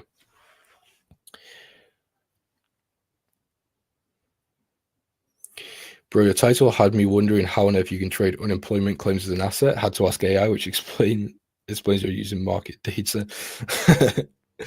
Well, actually, if you use USUR, you can see unemployment rate. I don't think you can trade it, as far as I'm aware. No, you can't. But you can. This is the unemployment rate for the US on TradingView if you're interested in seeing that. Monthly only upward projection. Yeah, from what I've heard about Bitcoin, it sticks to its historical sticks with seasonality quite well. I don't know if that's true, but just from the basic stuff I've seen on Twitter. Good stuff, man. I'm making a separate tab in my journal for a new year. See how this year goes. I think the last 8 months have been great in terms of what I learned with summer, PA, and elections. Yeah, this is another thing. People come into the markets. They'll have, they'll either have beginner's luck, which is actually very normal. I had that as well. Or they'll just, back test for 1 year, 2 years, and they'll completely miss out key things. They'll miss out rate cutting cycles, rate hiking cycles. They'll miss out elections, recessions. There's all different types of things that go on in the markets that people just don't prepare for. They don't know how to handle it when you'll suddenly get a huge shift in market sentiment. So I think if you've already had a good first year, then a good second year, then a good third year, then maybe an okay fourth year. Yeah, you're pretty set to go, really. But it's just understanding, the markets aren't always the same. Which actually another reason that I am very against that one asset strategy that people seem to do, of just trading one thing and that's it. That's all they'll trade. Because all you need is a range in market for a month, and your income is gone. Euro pound. I'm not reading all those numbers, man. It's Christmas. It's too much brain processing. Sorry. But yeah, no, I agree with the idea of it's going to continue down. It's just we may, similar thing to euro dollar, we might just see some short-term reversions, which I don't want to be involved with. So I'd be quite happy to just wait for slightly higher prices and then I can get back into some shorts. New Zealand dollar as well. I would love to see a reversion. Well, not a reversion, but a correction of the rate decision move that we had, but doesn't seem we're getting that. Obviously, the dollar is very, very strong today. So again, would be really looking for some sort of pullback here to continue to the downside. What do you trade now? Basically every G10 currency. So I trade all the majors. So it's for the past 2 months, it's basically just been euro dollar, just because it's been so easy. But I will trade basically anything, but I have to understand it, which is why I typically do stick to G10 currencies. Merry Christmas, James Gold buys. Is this my Christmas present? A signal from Ball Out. Sorry, not signals. I think we established that last time. We'll call it a pro tip. Yeah, I don't know. There's just nothing on gold that's appealing to me. I just don't feel anything here. It doesn't give me the buzz. It doesn't get my adrenaline going. When I sit down and look at euro dollar, I'm sat there thinking, how am I going to make money on this one today? Whereas gold, it just doesn't. I just don't care. I was really surprised by summer PA that got me this year. I passed phase 1 on most accounts. I'm on phase 2. I didn't lose any accounts as I'm trying to learn capital preservation, which helps. Good. I think actually I don't really like prop accounts. I think I don't agree with the business model, but I think and I actually as a core don't really like the drawdown limits, but I think for new traders it is a good way to force them to understand how to manage risk and how to think about preservation, as you said.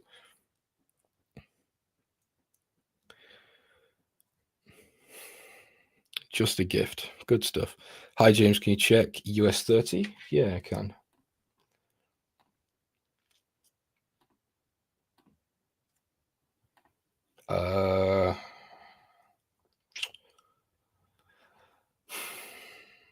See, there's part of me that would quite like to go long, but there's also then the trend following part of me that doesn't want to go long in this market. We've got the H1 and the H4 that look very bearish. Actually, let's see if this not quite a fib retracement.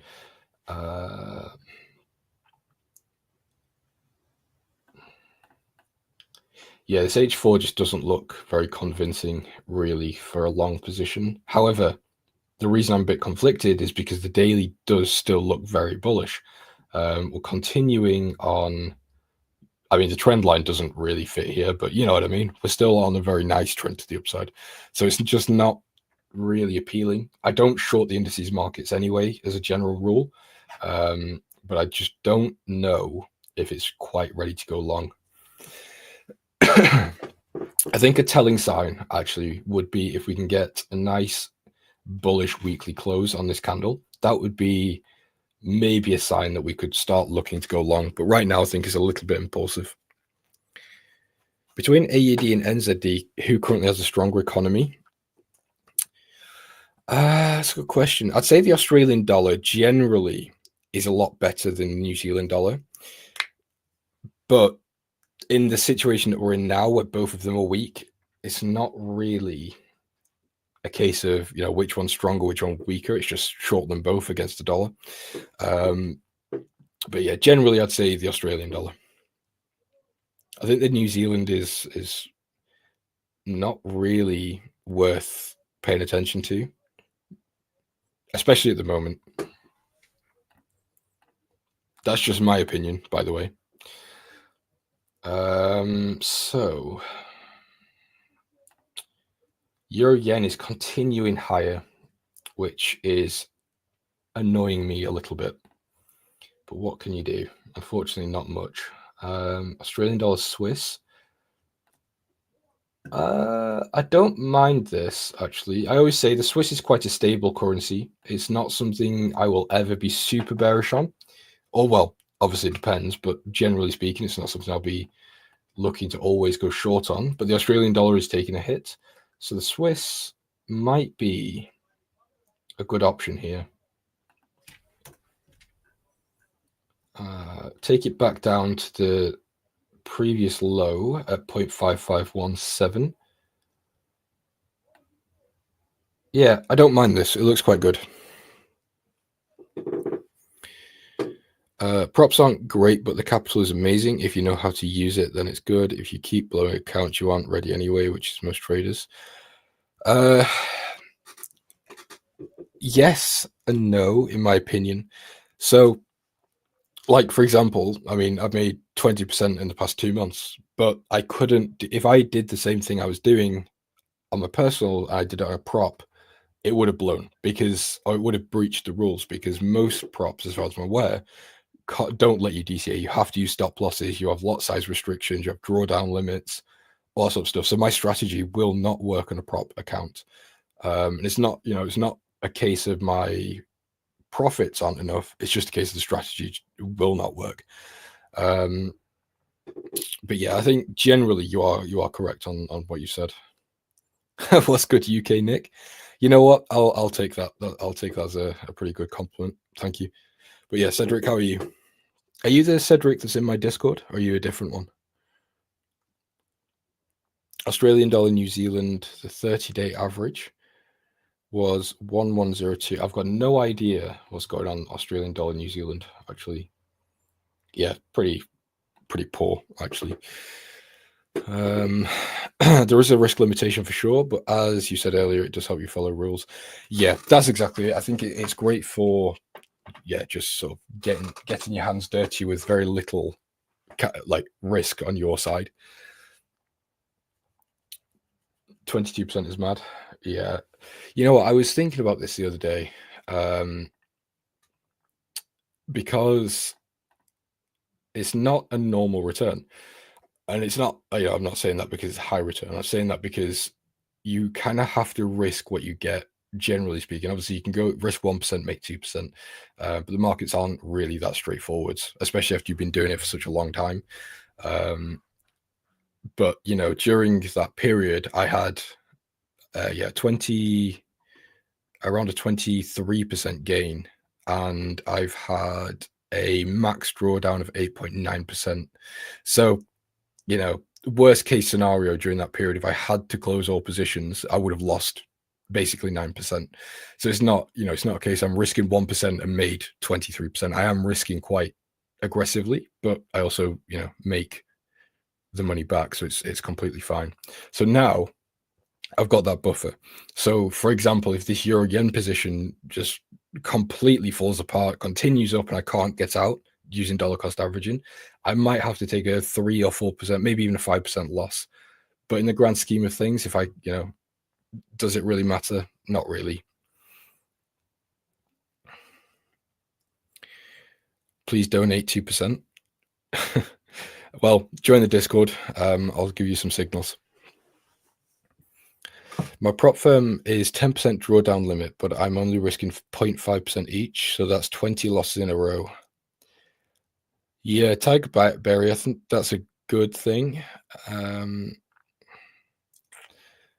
Yeah, I just don't like prop firms. I don't like the way they make. I think the only one I really don't have a problem with is FTMO.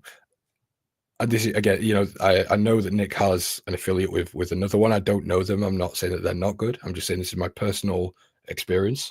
But FTMO, I think, as far as I'm aware, they own restaurants and hotels, and they also use that as collateral to pay their traders.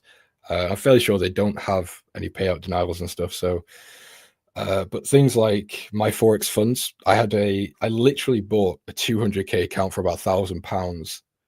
2 days later, they closed down, or got shut down, should I say? But yeah, it's a very, very difficult area to navigate, because obviously the cheap ones generally are the more risky ones, but it's more accessible to people.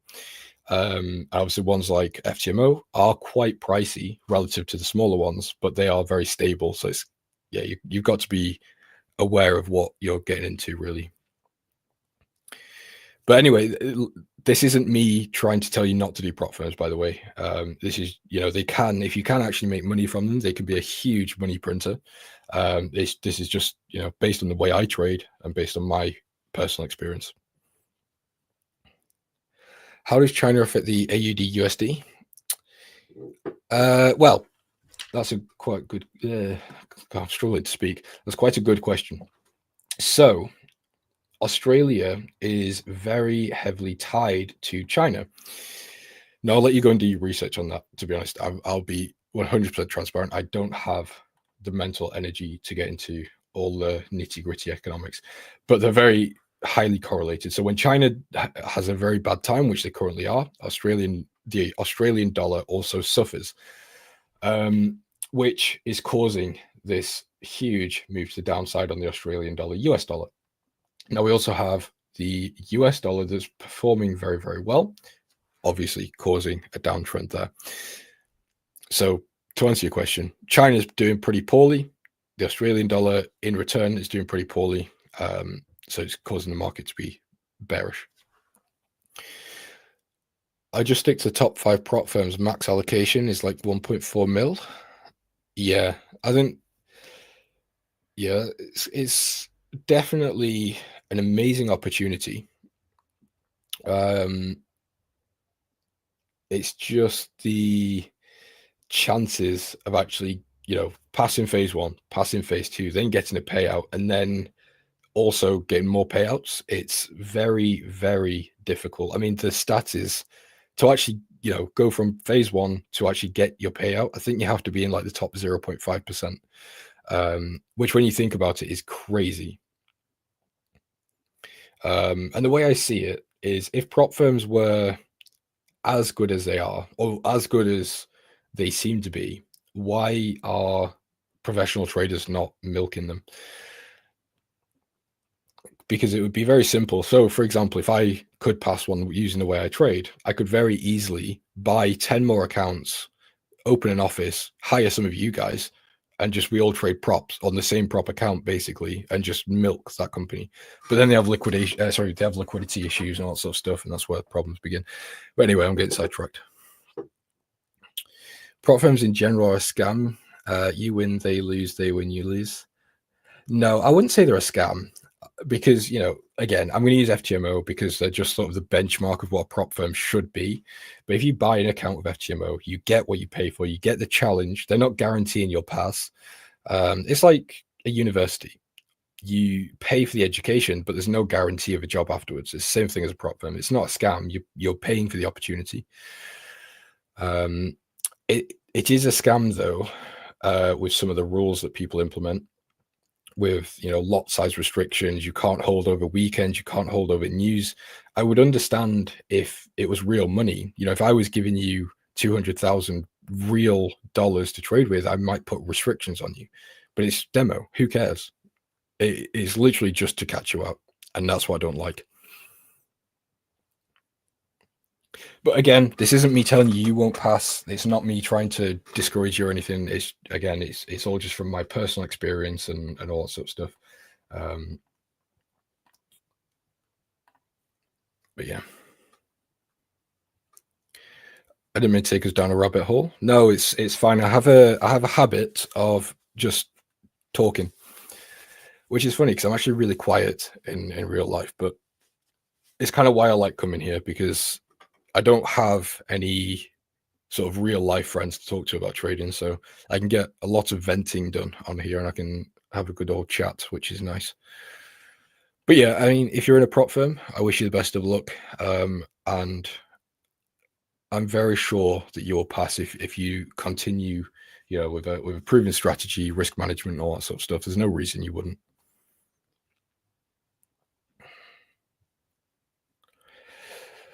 Tiger, that's good to hear. I come on this stream normally 2 or 3 times a week. But yeah, I'm not here every day, unfortunately. I don't really like you guys enough to be here every day. How do I deal with that? Honestly, I know that probably sounded really sad, actually, but it's not. I've got a Discord full of traders, so I'm basically sat on Discord all day, just talking to people. And obviously, Twitter's a great place and things. So yeah, I've got a lot of people to talk to, but I didn't mean that to sound as depressing as it probably did. Prop firms an opportunity. They absolutely are an opportunity. James, you need a cuddle? I'll always go for a cuddle. Don't tempt me with a good time. I'd like more than a cuddle, though, is someone to tell the MOF to intervene on the yen, because I'm getting very bored here. It's a bit sad. To be honest, though, I brought my average price up. So my average price here is 163.35. So anyone that doesn't really understand what dollar cost averaging is, what I've done is I've took an initial position here. I've added in and I've added in again. So my average price is, here. So what that means is if the market comes back down to this level, all of my trades cancel each other out. So I'm back to basically $0 profit, $0 loss. It's a break-even level. So anything beyond this now, anything beyond this blue line is then profit. And that's kind of the idea of DCA. You don't want the initial position to be profitable. You actually want the drawdown so you can scale in, and then you would want just in this situation where it's not going well and I'm a little bit on the fence of if I should hold, all I need now is a small drop back down to the support, or even, to the previous resistance, whatever it may be, and I can get out for a very, very small loss, rather than having just a take profit at a stop loss and I'll take a 1% loss. That's why I like DCA, because obviously, if you can do it properly, it presents really good opportunities to minimize your losses. Did you have any jobs before you went full-time trading? I did. Yeah, I used to be a proper 9 to 5. Well, actually, I wish it was 9 to 5, actually. I used to be in TV and media.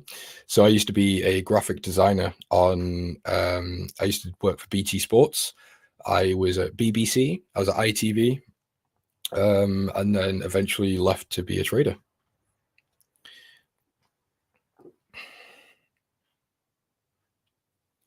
Most not ready for props, and that's the underlying issue. Yeah, Alan, I also agree with that. I think it's one of those shiny object syndrome things. The new traders, or whoever it may be, they go on YouTube, they bounce from strategy to strategy, then they'll see, get 200K funding for, I don't know, $500, $1,000, whatever it may be, and they'll be like, oh my god, I can make 2% a month and live off a funded account, but then obviously don't realize certain aspects of what being a prop trader actually is.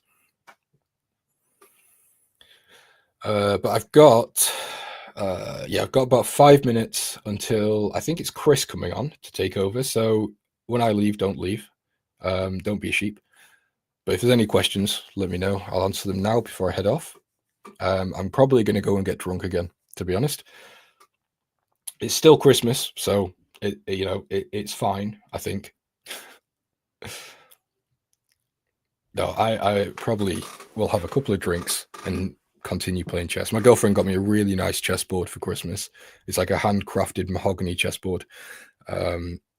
So I like to play that now. It's kind of my new thing. Definitely not getting drunk during a live stream. I think my YouTube will probably get banned in the first couple of minutes. As Nick was saying, YouTube's rules are a little bit funky.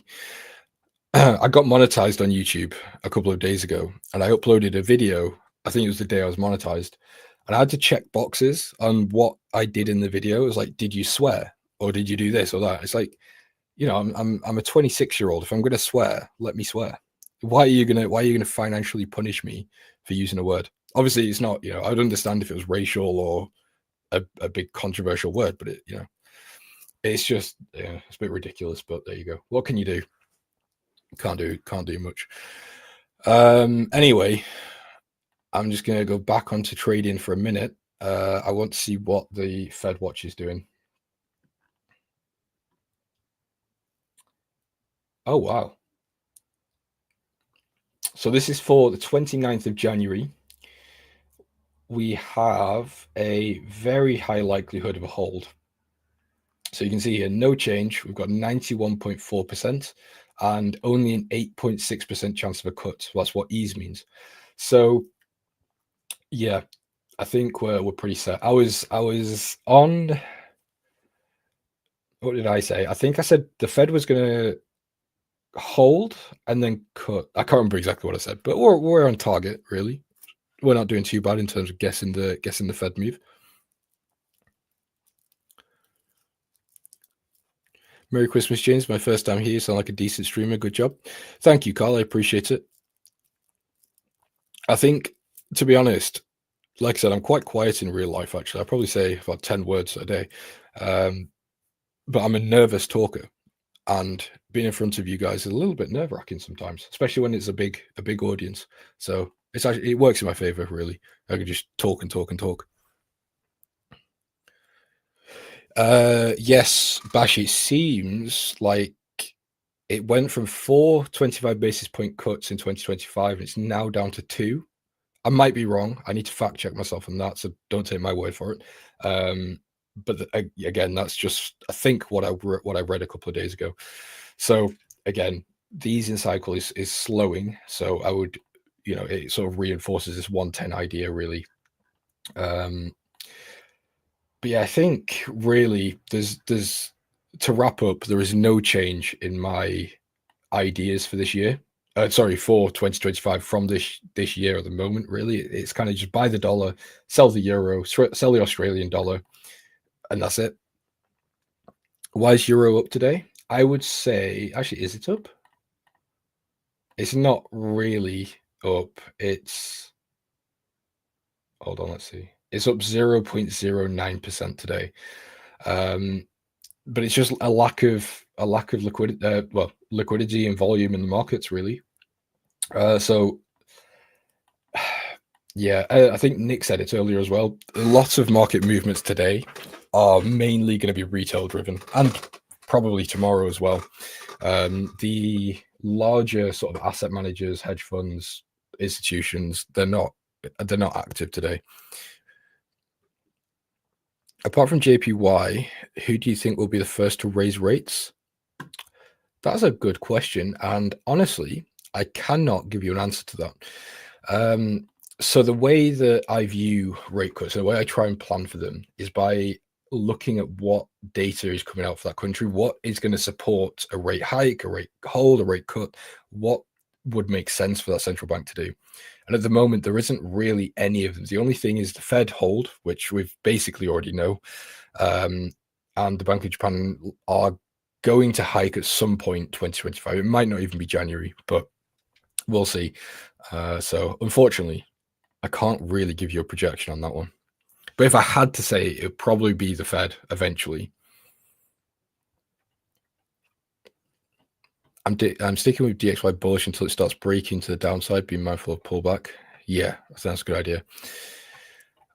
Here's another question. Why is oil trying to go up? Again, I'm going to sound like a very low quality trader right now, but I honestly couldn't tell you. I really am completely out of the loop on oil. In fact, I'm completely out of the loop really on all the commodities. So the only thing that I actually see on oil is basically just this whole range that we're in here.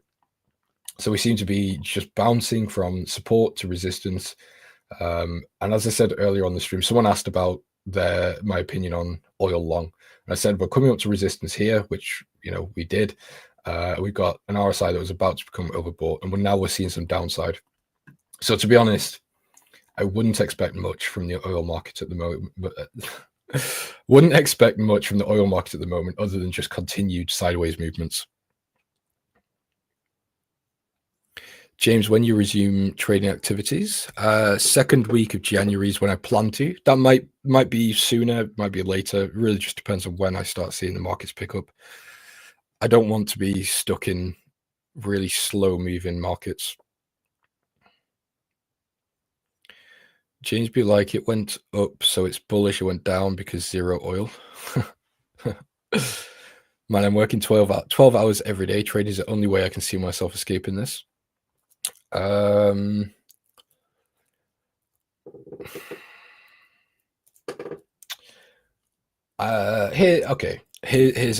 maybe another view for you. Trading isn't the way out of bad situations. Trading is a way to exacerbate good situations. So if you already have money to trade with, then you're going to be fine. The problem is if you're going from a 9 to 5 to trade, unless you've managed to save up or raise capital, unless you've got, mid to high six figures at least, it's going to be very stressful, and it might even not be possible. So what I would suggest is have something else, have an Etsy store, make an Excel trading journal and put loads of effort into it, use some APIs, put TradingView widgets on Notion things, and build stuff that, if you like trading, then build something trading related and sell it. Build a business, build cash flow that is outside of actually being on the charts.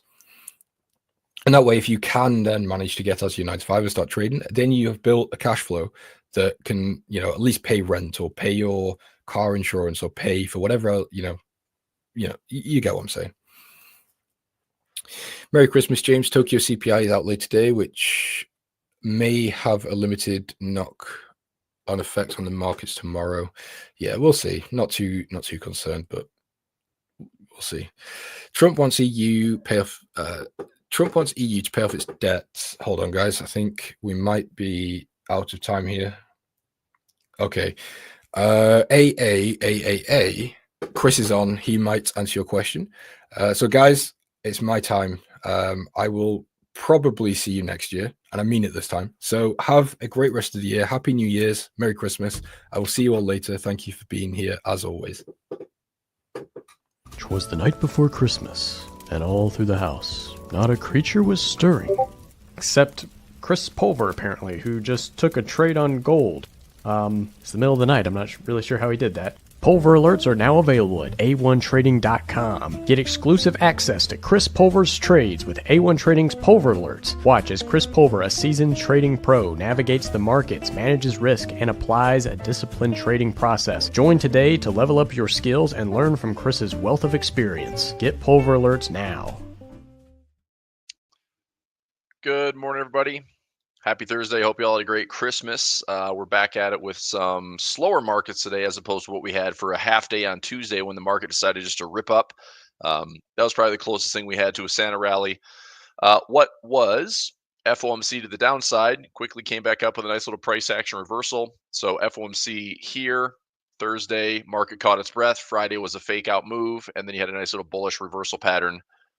We're right back where we started. Now, FOMC, there's still this little pocket here that has yet to be filled entirely, but by Tuesday's close, it was pretty close to, hey, we did it. We, took away all the bad stuff from FOMC on Wednesday last week. Today, pretty quiet so far, and that's fine. I hope that we stay somewhat directionally neutral today. I hope the markets are pretty chill, today, tomorrow.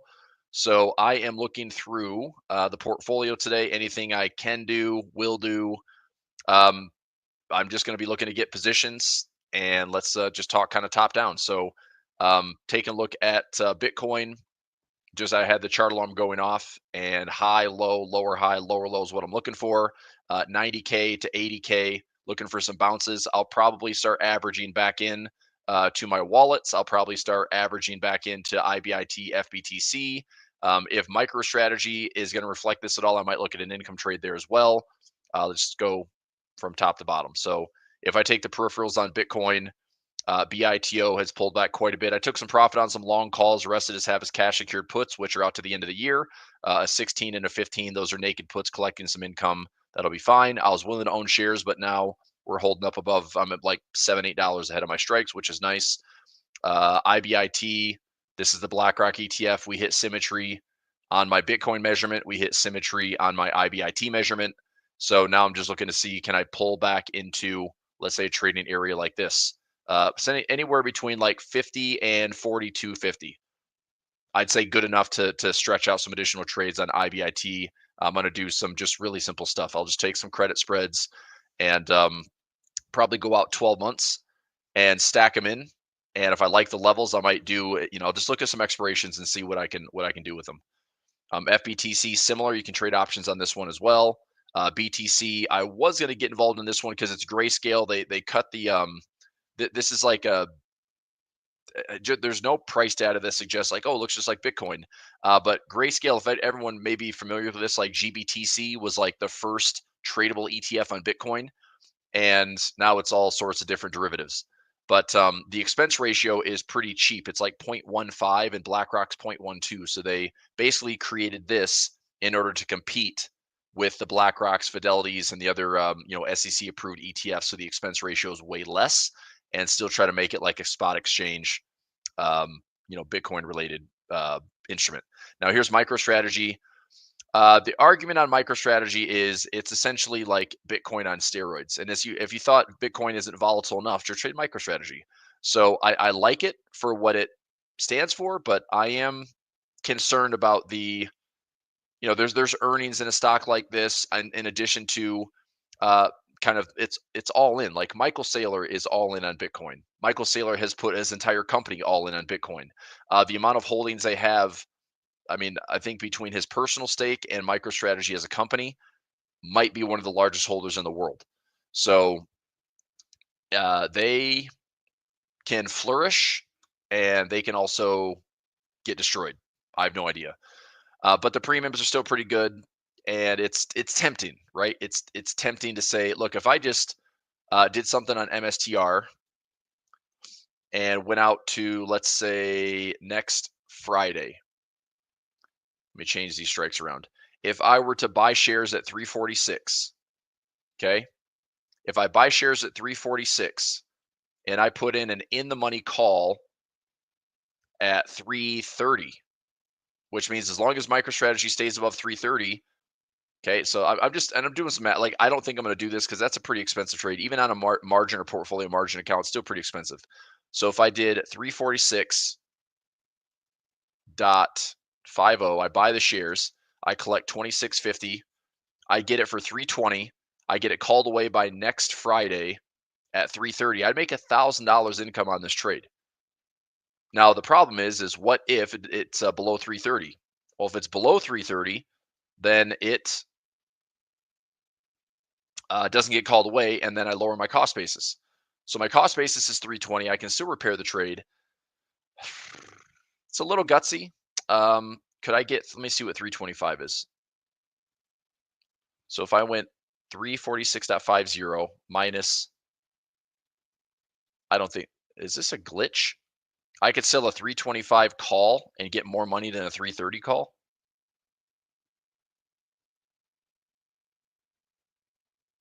It's in the money, yes, but let me do the math here. So if I take away 30.30 Interesting.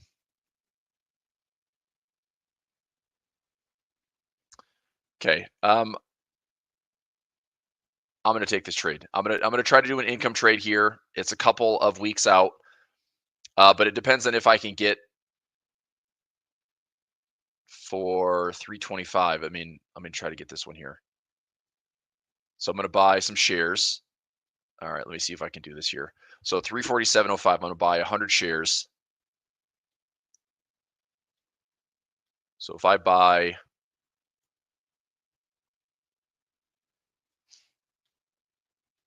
so long stock, buy 100 shares on this particular account, it's going to be 18, almost 19K in buying power.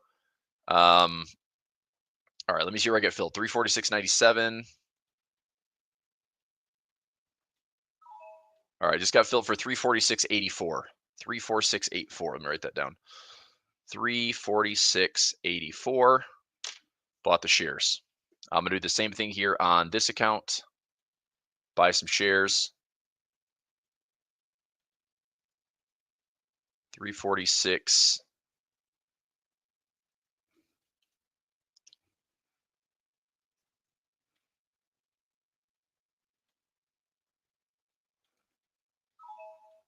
So 346.90. And on this account,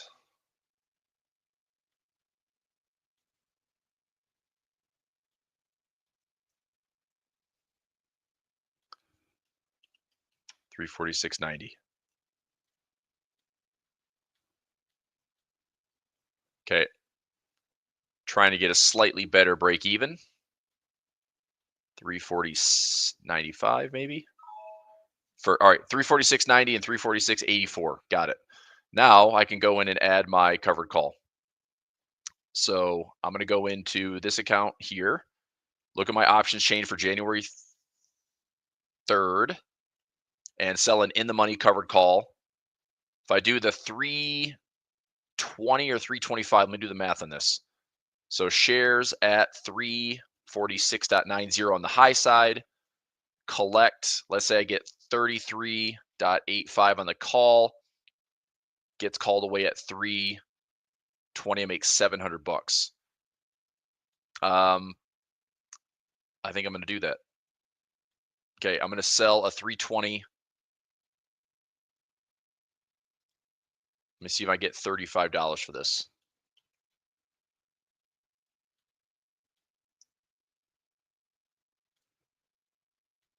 So not filling at 35. Let me see if I get 34.90.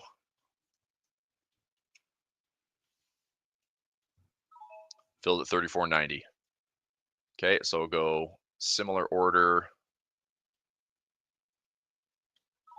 34.90, similar order.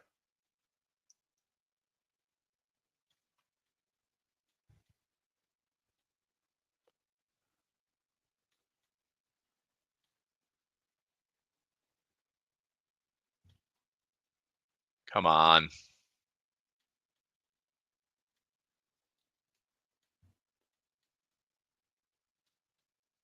It's like the mid price is slipping away a little bit.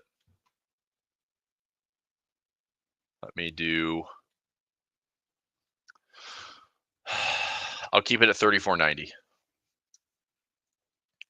Let's go 34.60. I'll go 75. 34.75 got filled. Perfect. Okay. So let me do the math here.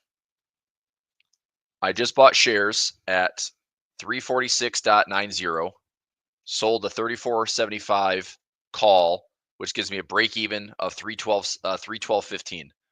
It gets called away by next Friday at 320. I make $785. 3 accounts make $23.55 by next Friday. Okay, so I know it's a little odd, but I'm taking the trade. So income flip. So buy 100 shares at 346.90. Sell the 1/3 expiration 320 covered call for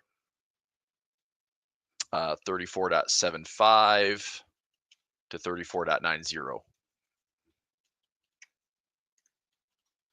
If called away, should be about 785 income. Profit per account. All right, so those trades are in. I'm going to track that in my spreadsheet here, and I'll throw that in to Pulver Alerts. Now, you have to have some capital to take that trade. I mean, I'm tossing out $19,000 in buying power for that trade, but return on capital is not too bad. If I make 785 out of 19,000, I mean, I'm making 4% in a week. It's not bad. Like 4% on the risk is pretty good. I'd like it to be more, but basically, I'm like, this isn't something I'm gonna do all the time. I think as long as we have like pseudo quiet markets, I'm getting the premium. I'm getting time where it's like things are maybe just relatively calm on Bitcoin here as we go into the new year. Let's see if I can get the trade called away. That's why I'm going in the money on the covered call, so I give myself a little bit of wiggle room, which would essentially mean that from the low that we saw here around 320, it's like, okay, so MicroStrategy would have to fall back to the FOMC low, essentially. Okay, so I'll keep an eye on this one. Also, the premiums are decent enough that if I have the shares now, I can just lower the cost basis like aggressively. So I'm going to do MSTR income flip. So buy 100 shares at 346 dot. Let me see what the prices were. So MSTR right there. I bought the shares at 346.84, 346.90, and 346.90. All right, so I'll go to the higher side, 346.90. Add a 1-3 expiration, 320 covered call for 34.90 and 34.75. So I'm going to do the conservative one again. So 34.75 credit. So break even. I'll take the high price, which is 346.90 minus the low price of my credit, 312.15. And if it gets called away at 320, I make 785. If called away, keep 785 per account.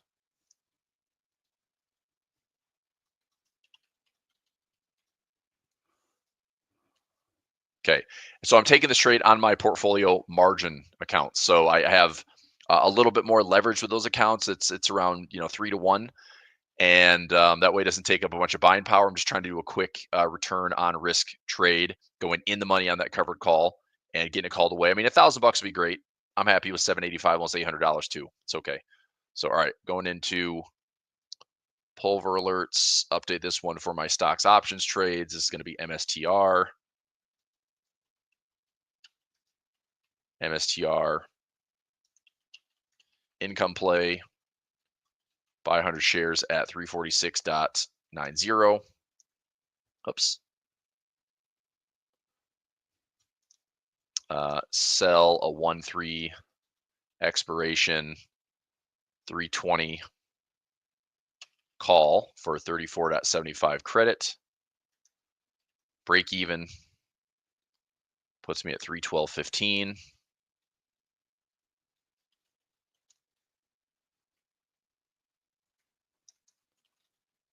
If called away, where price is greater than 320 by 1-3 expiration, keep 785 profit. If not called away, where price is less than 320, I'll add more covered calls and aggressively lower the net cost.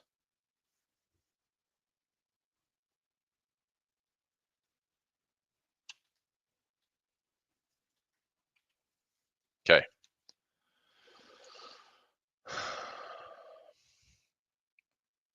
Screenshot here and add that into the pulver alerts. There we go.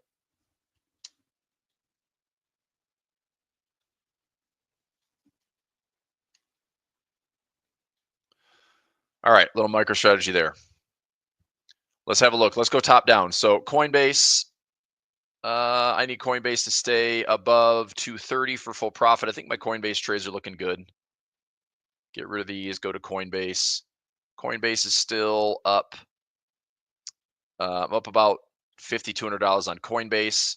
I need price to stay above 230. So if by January 17th we stay above 230, then that's good profit on Coinbase. I'm happy with that one. Ethereum, I need Ethereum to stay above $60. This is EETH. That's how I traded it. EETH needs to stay above 60, 45, and 30. This is by January 17th as well. So I will be watching. The chart alarm set at $60. Anything on copper? Maybe some stronger support. We still need China to step up its game. This could be a pretty good position in 2025. If copper is kind of squeezing into this area, give it a little bit more time. Okay, a little bit of consolidation. But if copper starts making a move, one thing that we haven't spent a ton of time on is everybody thinks that the U.S. market has proven for the last 2 years it's really good. And I know that if you're paying attention to what's the valuation for the U.S. market or valuations for non-U.S., or if you do the the MSCI excluding U.S., it's beat down to a pulp. We're like 3 standard deviations higher in U.S. performance versus the globe. Anyway, there's that bargain value play of like, well, emerging markets might outperform and small caps might outperform, and maybe they will. It's really not a risk I'm willing to take outside of something that's very small and see if maybe a 1 to 2% stake in like a non-US market can pay out in a big way. But look, if the US is sideways or down with a market cap of like 63% of the global stock market is in US performance, if the US goes sideways or down, it's probably dragging the global economy with it. If China doesn't step up and kind of continue to support the property markets and support the stock markets and get the domestic market anospheres lifted, it's also going to be a lag on the global economy. So, going into 2025, we probably want to see China still reassuring the markets that they're trying to put in some support. The U.S. Still performed pretty well, maintained some resiliency. I think that the world number 1 and 2 have to be pro growth. They have to be resilient, and copper is a trade that I think is going to reflect that, especially with China. So if China gets out of its, I don't know, it's like just investors are just calling the bluff, like, oh, they're not going to be good enough. These stocks aren't going to move. China's it's a dead capital investment, which I disagree with. I just think you got to be careful. So I would like to trade some copper futures. I just don't know if this is a spot I'm going to get the trade that I want. If it is, I'll be watching, like something like that. Right, a little bit of a wedge. You can see this trend line already is out there. I mean, if copper doesn't do anything and just stays in here, well, obviously there's like copper strangle trades. But if we start to go somewhat directional, I mean, that'd be a pretty nice run to get back to these highs again on copper, or at least get to them again and just trade some defined risk bull call spreads. So I'll look and see what I can get. Okay, Japanese yen futures. JPY is getting a little bit weaker. Let's have a look at our currency strength chart. Euro strong, dollar strong, Swiss strong, pound strong. Well, pound you can say is flat. Aussie, CAD, New Zealand yen. New Zealand is getting its butt kicked. How's my Aussie New Zealand doing? Up a few bucks there. How's my Aussie dollar doing? Starting to dollar cost average into my levels. New Zealand dollar is probably getting filled on more. Yep. So there's my New Zealand dollar. How's my dollar CAD doing? Come on, dollar CAD, hit my profit target. I need you to go 70 pips for me. Dollar Swiss, I need you to go 200 pips for me. You can do it. All right, what else? Argentina. Man, that was quick. Pulled back to a 21 moving average. Not good enough. I'm going to see if we get this. High, low, lower, high, lower, low. Anything Reasonable, 100, 144, 200. Give me some moving averages. Don't have them yet. Mag 7, fresh all-time high on Apple. Amazon, not quite there. Google, still making a run. Wouldn't be surprised if we get to fresh all-time highs here. Meta has a pretty high bar count. I think Meta is going to do something along these lines. I think Meta is going to go sideways at best. If it pulls back a little bit deeper with the market correction, that's fine. I still like some Meta. Mostly income trades. I'm not that interested in owning a stock of $500 anymore outside of I choose the number, right? I'll choose, okay, I'll throw $1,000 at it, throw a couple $1,000 at it. But I'm probably not going to want to own 100 shares at this price. Microsoft. Let me see if I can get a good trade on Microsoft. I've got a couple of them already, but let me check here. I think they closed out for profit. I don't know if I have any more Microsoft in my portfolio because they were already hit. So MSFT, I have a 350 by 345. I believe this is a ratio spread. So 350 by 345 ratio spread, 340 by 330 credit spread. Obviously, those are way lower than current price. Those are likely going to be, out of the money, expiring, full profit for $440 right now, and that's on several accounts. I'm more interested in. I'm not that interested in a ratio spread, but I'm kind of interested in could I own something back around like if I could own shares at like 385 or less, I'd be pretty happy with that. So let me see if I can craft the trade that allows me to do that. So if I went out to, let's say, pre-earnings Microsoft, okay? Pre-earnings Microsoft. So ratio spread is good, but a credit spread is better. So I have the long put to protect me. There's a dividend also on the 20th. Let's go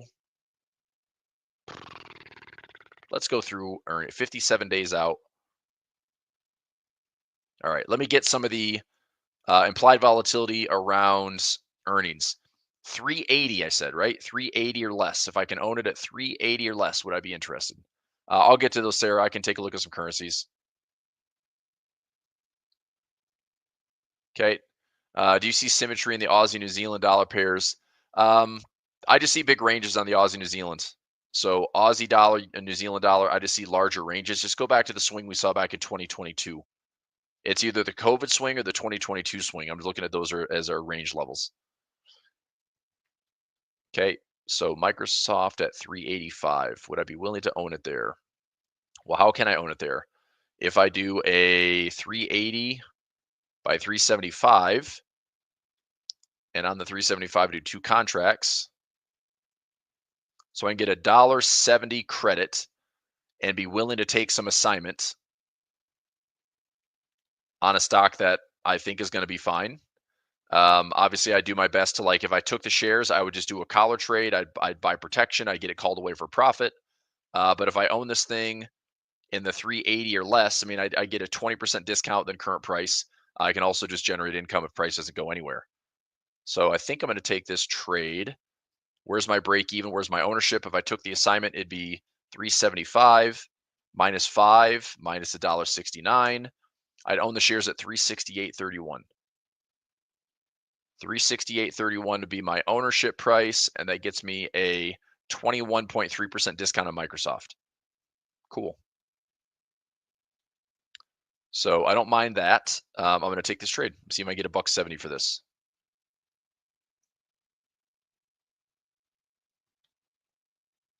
So not filling it at $1.70. Let's go $1.69. Try to get the mid price.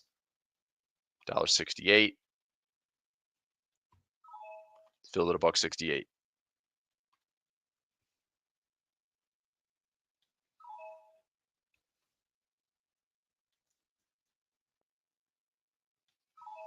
Okay, those are filled.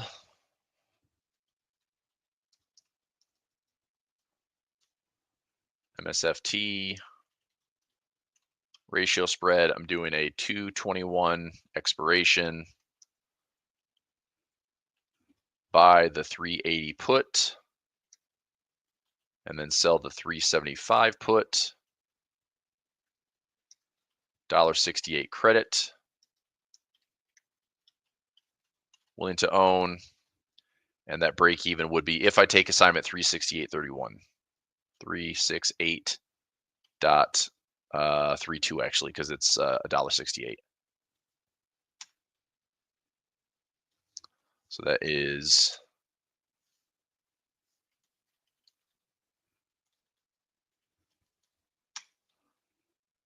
Microsoft.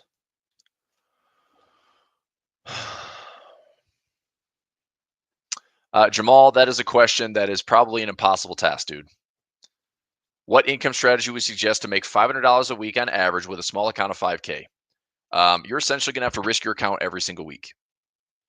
It's going to be a pain in the butt, and it's going to be very difficult. So I think you need to have an expectation of, on a $5,000 account, if you could make $50 to $100 a week without taking the risk of blowing up your account, you need to just change those expectations, dude.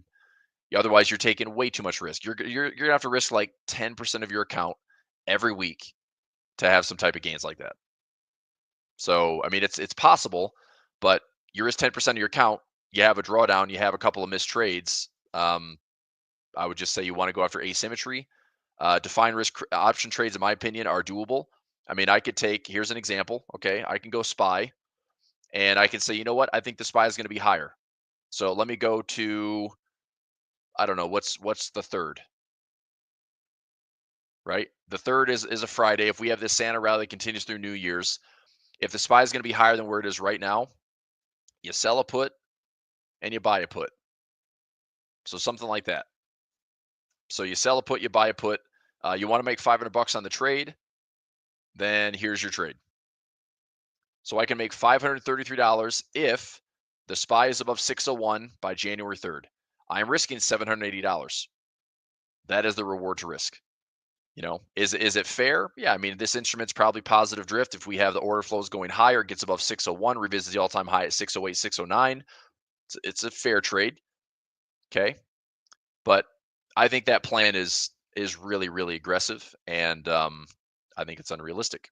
So I would say lower the expectation of, you know, make $50 a week, make $100 a week, stay in the game, survive. Don't blow up your $5,000 account by trying to be aggressive, and, you know, watch a $50 to $100 way less risk add up to $500 in a week or two or three, you know, and just, I don't know. It's just my style, man. Grow it responsibly. I just think it's crazy when traders have small capital and they try to trade big, and any type of mistake, they don't survive. You know, you make a lot of money in these markets by being here. You know, time in the markets is like the most important thing. All right. So anyway, just my thoughts. So let me add in this trade here. So I did that. That's ratio spread action. Here's another one, the 2/21 expiration. Buy the 380 put. Sell the 375 put. $1.68 credit. Willing to own. So I'm just going out a little bit further. This one's going to be up into the 368 zone. So if I took any ownership, I would be owning Microsoft in here. There. Again, you know, do you want to take the shares with me? Then it's going to take some capital. If you don't want to take the shares, a ratio spread is still pretty darn good. That's still a nice little $1.68 credit. It also ties up a little bit less capital if you have a margin account. So don't mind that trade. Netflix, I'd like to get a pullback on Netflix, at least towards some moving averages here. NVIDIA, we're above 138. I need it to stay above 138 by this Friday. So tomorrow's expiration, if we're above 138, great. If we're below 138, actually below 137, I might actually take shares of NVIDIA. And I still think this is going to head lower. I think NVIDIA is probably coming down to this 200 moving average, similar to Meta. I think we're going to find that 200 moving average with at least some type of decline. Okay. So would I be willing to take on the shares? Sure. Rather than losing, like, I don't want to lose on this trade. So I can take the shares. I've got the buying power because of the stock split. I mean, even on my IRA account, tying up $13,000, it's not a big deal. So if I took the shares and I add in a collar, which means I buy a put, I sell a call. If price goes up, I still get it called away for income. Price goes down, I have protection. So I'll probably do like a 30-day expiration and have it protected on both sides. So it gets called away great. If I have a long put, that's my hedge in case the price goes down. I wouldn't mind owning it. And this is my goal, is I want to own NVIDIA as close to this 200 moving average as possible. So between this 200 moving average and the August low, I'd say this is the area where if I can get some break evens in here, I think there's decent upside to see if NVIDIA comes back to these highs. Okay, so this will be a trade that I got to manage for tomorrow. If we're greater than 138, there's no assignment. So if it stays where it is, there's no assignment. Pretty simple. Okay, let me check on my trade this morning. So right now, this is insane, man. Sticky volatility today. I'm only up. There's no way.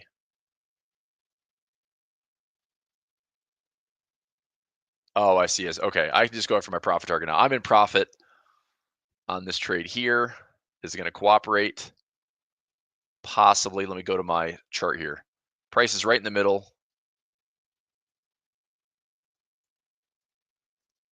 1051. Do I just take the winner today? Price seems pretty chill. See if I can get out of here for 95. Let's go 90 cents.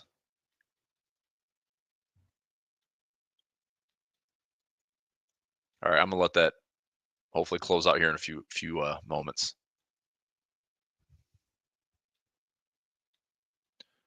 All right, NVIDIA, we're good. I'll keep an eye on that one. Tesla, I'd love to own some cheaper Tesla. This is another one, maybe a ratio spread. I did a bunch of ratio spreads in the 200s. You know, I'm less excited about owning the shares, but man, it's like, could I own Tesla? Let's say 300 or 280. Let me see if I can crunch the numbers on this one. I want to own Tulsa, own Tesla. All right, so if I go out through earnings on Tesla and post earnings, let's go out to the monthly February. That's 57 days out. Should be enough implied volatility. So I'm interested in owning around, let's say 280. Okay, 280 or lower. Willing to own some Tesla. Let me come back to this SPX trade.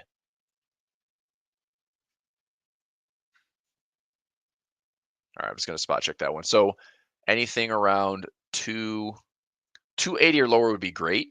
I'll keep an eye on this one. So TSLA, go out to the monthly in February. So if I said 280, I mean, I should be able to get plenty of premium for this. If I buy the 280 and sell the 275 and I sell two of the, I mean, that's an income trade. I don't mind that trade at all. So I can buy the 280, sell the 275 with two contracts, collect $2.30 of income. I think that's a pretty good trade. It's a nice little income trade. I don't have to necessarily take on the shares. If I do take on the shares, I own Tesla at 275 minus 2.30 minus 5. I'd own the shares at 267.70, which from current all-time highs, 267 would be a discount of around 45% off. I think that's a pretty good discount to have. So I don't mind it. I'm going to place a trade. All right, see if I can get 230 for this one. That's the mid price. 231 would be great.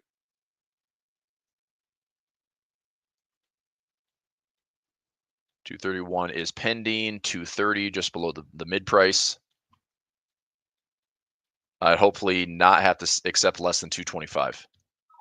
229 just got filled. All right.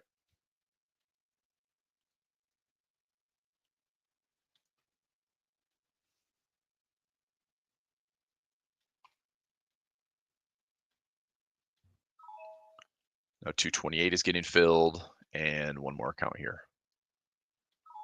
All right, 228. So next trade is Tesla ratio spread.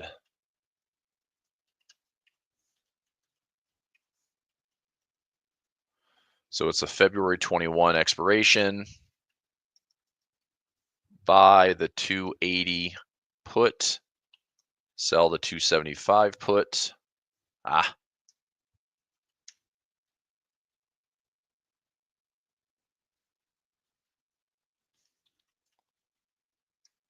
That was 2.28 credit. Willing to own. And the break even on that own price would be 267.7.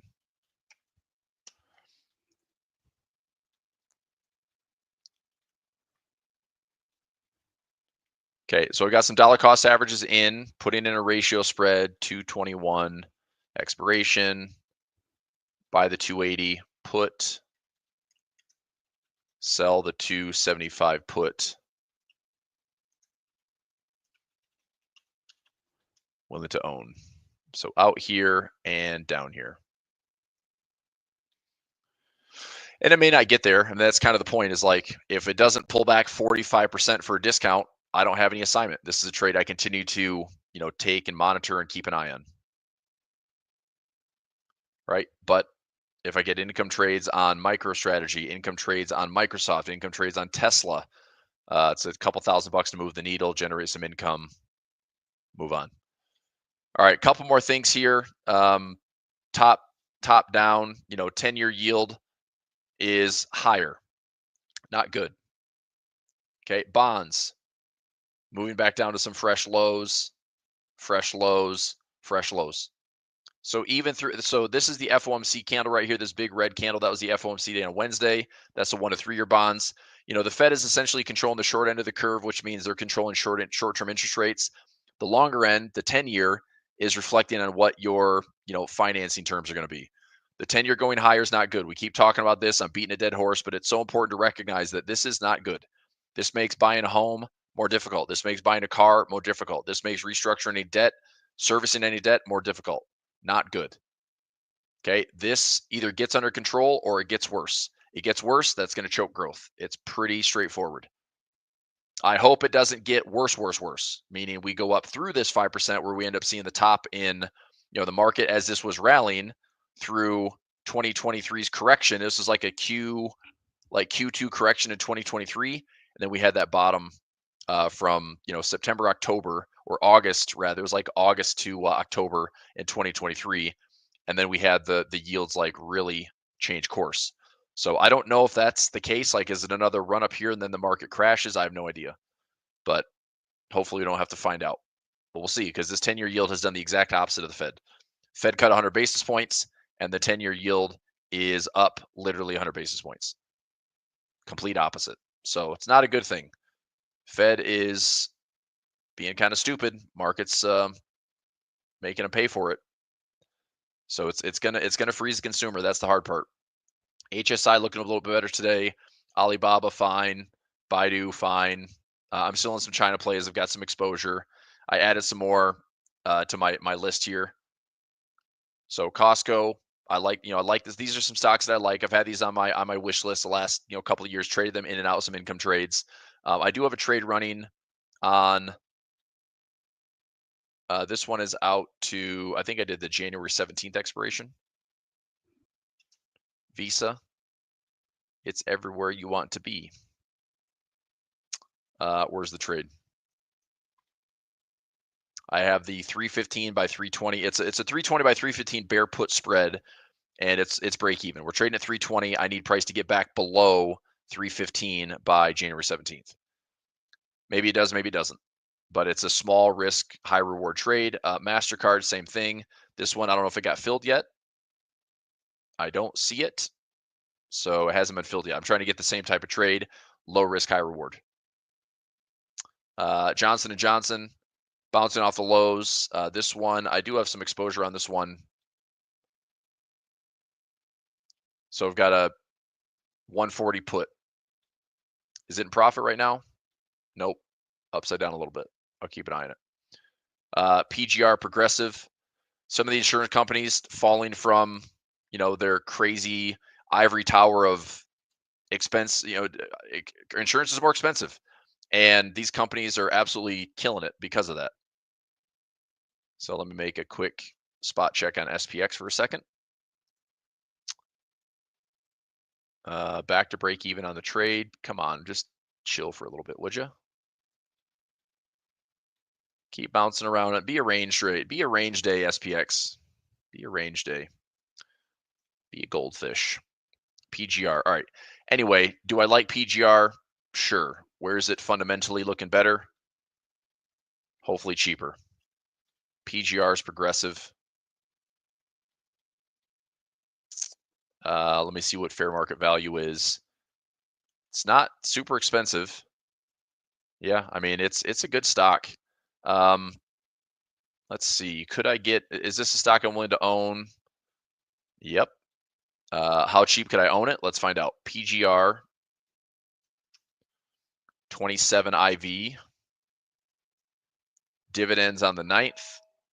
All right, just got my SPX filled for profit. Sweet. Nice little winner there. I'll update that.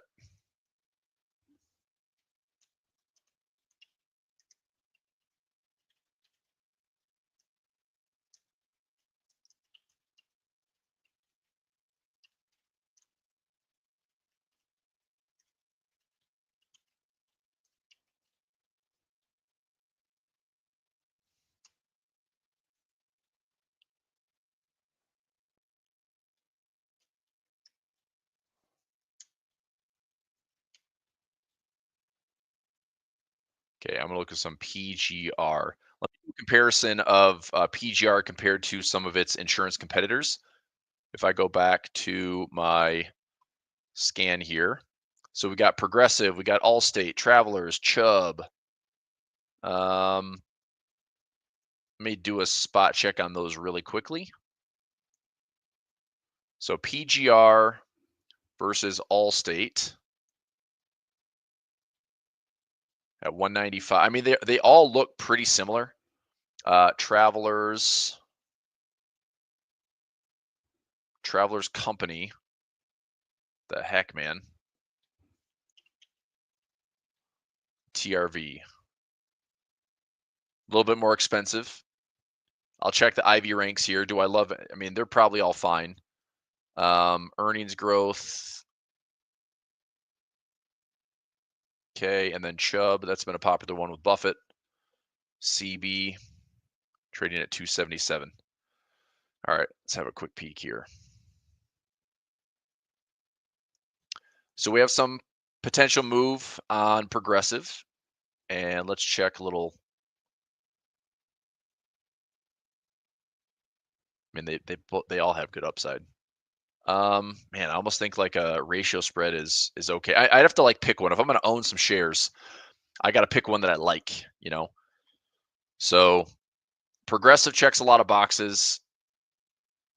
I would say CB. Get out of here.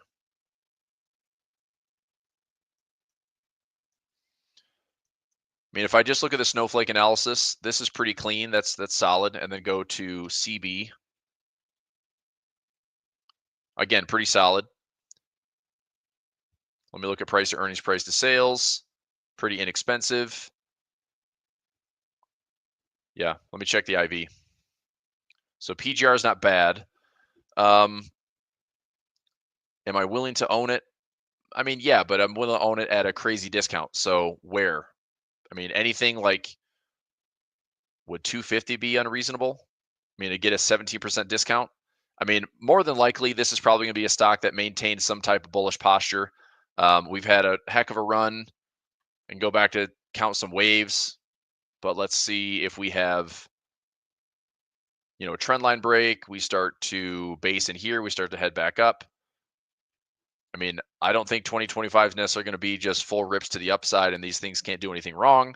But naturally, insurance is going to be like, you, the consumer, is, like you're responsible for the freaking raises in insurance. Your employer, if you have employer paid insurance, it's like it's so expensive and it's not going to get any cheaper. I don't think there's any way that insurance costs come down. you know, and it's unfortunate because it's like a mandate. You have to have insurance, and yet it's 40 to 50% more expensive. Seems a little unfair, but anyway, you might as well combat the inflation by having a stock that I think would be worth owning. So I guess if I really want to pick my levels, I would say, could I own this at 230? Let's find out. Okay, so I'll go to CB and see what the IV rank is. 34.5. All right, not bad. 34.9. If I went out, so the expirations are a little bit less. That's what I don't love. These are further out for the expirations. But if I went to 57 days out and I picked a level at 230, could I own this at, never mind. I just looked at the options chain. If I want to say 230, look at how crappy this is. You're getting 0 premium for those trades. So let me see if PGR is any different. And if they're all bad, then I won't take the trade that I want. I might just have to stick to credit spreads, which might be okay as well. So let's see here. 57 days out. Where would I want to own some PGR? PGR, previous levels around 218. Okay, so anything 218, 215 would be okay. Again, premiums are not that great. If I were to buy the 210, sell the 205, 65 cents of income. Don't love it. Don't love it. I'd have to go a little bit more aggressive on the ownership. 230. Own this thing around the 200 moving average. The problem here is I'm not going to get a lot of premium. So if I were to say, okay, 229, buy the 230, sell the 225. I mean, there's an income trade. It's on the outer end of the expected move. There's still a potential chance of assignment. I've got a probability of profit around 85%, which is pretty darn good. Considering I'm trading at a 70 delta or a 25 delta, that should actually be a much lower probability of profit. I find that kind of interesting. Now, would I be willing to own these shares? Yeah, I could own the shares, getting some nice income if PGR by February 21st is steady to higher. We're coming back into this 200 if we bounce off of it. So if we come in here, bounce off of it, we have all-time highs, we have a previous swing low, maybe this is the new trade. Maybe it's a range. We had such a big trend, maybe it goes sideways. Well, I can still make money going sideways. So I'm going to take this trade as an income play. 230 by 225. I'm going to try to get 260 to 265 credit. And this is out to February 31st. Let's give it a whirl. Fill the 265. That was good. Okay, let's try that here. Yep, and try that here. Yep. Perfect. Okay, PGR.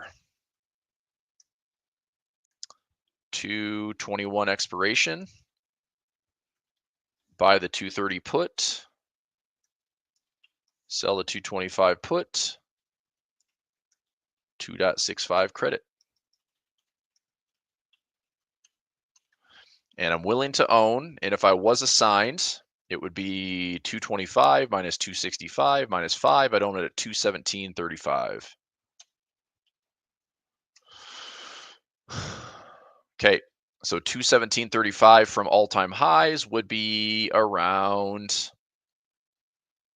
a 20% discount, 19.5% off. So for a stock that has fair market value of $400 to $500, and I could own it well below half of that, I think that's pretty good. Obviously, there's sentiment involved. There's healthy bull market. There's what's a good stock versus a bad stock. I'm pretty sure the financials and the cash positions of these insurance companies are insanely good. So yeah, I mean, but do I want to own them like outright and just take it on and say I'm in? No, I'm going to play the game with options first. Okay. All right, let's talk some currencies. I'm going to keep scrolling through some of these other things. CBI did, Palantir. Palantir, I don't know, man. I'm a little skeptical of this one. I don't know if the premiums are good enough. I don't think the IV is good enough. PLTR, we're at 42. If I went out through earnings, let's say I went out to the February expiration, is there any way that I could own Palantir at $45? Well, let's check and see snowflake wise, like, do we have a good outlook on Palantir? So it's for a fairly new stock, it's doing okay. It's a little on the expensive side with price to earnings, price to sales, like a crazy amount. This is what I don't love about it. It's priced at $80 and the fair market value based on a discounted cash flow model is under 40.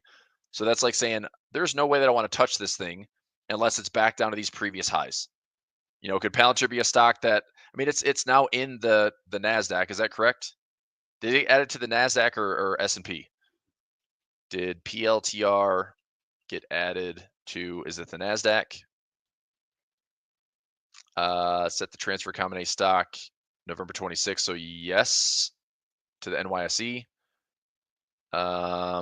Yeah, so it's officially in the NASDAQ. It's part of the QQQ now. So you're going to get some automatic order flows. It's been a big contributor to some of the QQQ gains this year, along with other ones. Market cap wise, it's still not huge, $188 billion. It's not your Mag 7. It's not your Mag 8. But man, what a crazy run this has. Like through 2024, you've got basically a $15 stock that ran to $80. That feels pretty good, right? It's up 400%.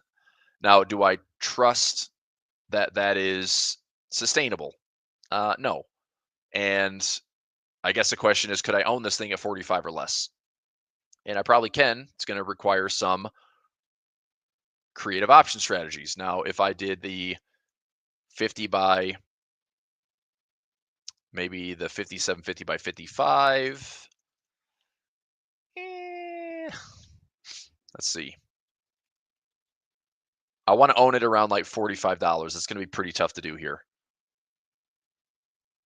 If I were to do something along these lines, so I buy the 50, sell the 45, and let me see if I can increase this. So if I did the 45 times 2, the credits aren't good enough. I'd be willing to own the shares. I'm not really getting any income on the ratio spread. I don't like that trade. Fudge. I'm just not getting the premiums that I want. I could go out further. Let me see what March looks like. Is it a little bit better in March? Maybe.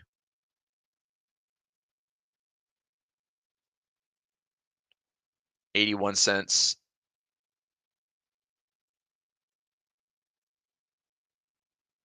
Play around with the numbers here. I get 50 cents, own it around 44 and change.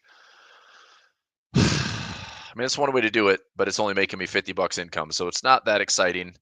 I think I'm just going to wait.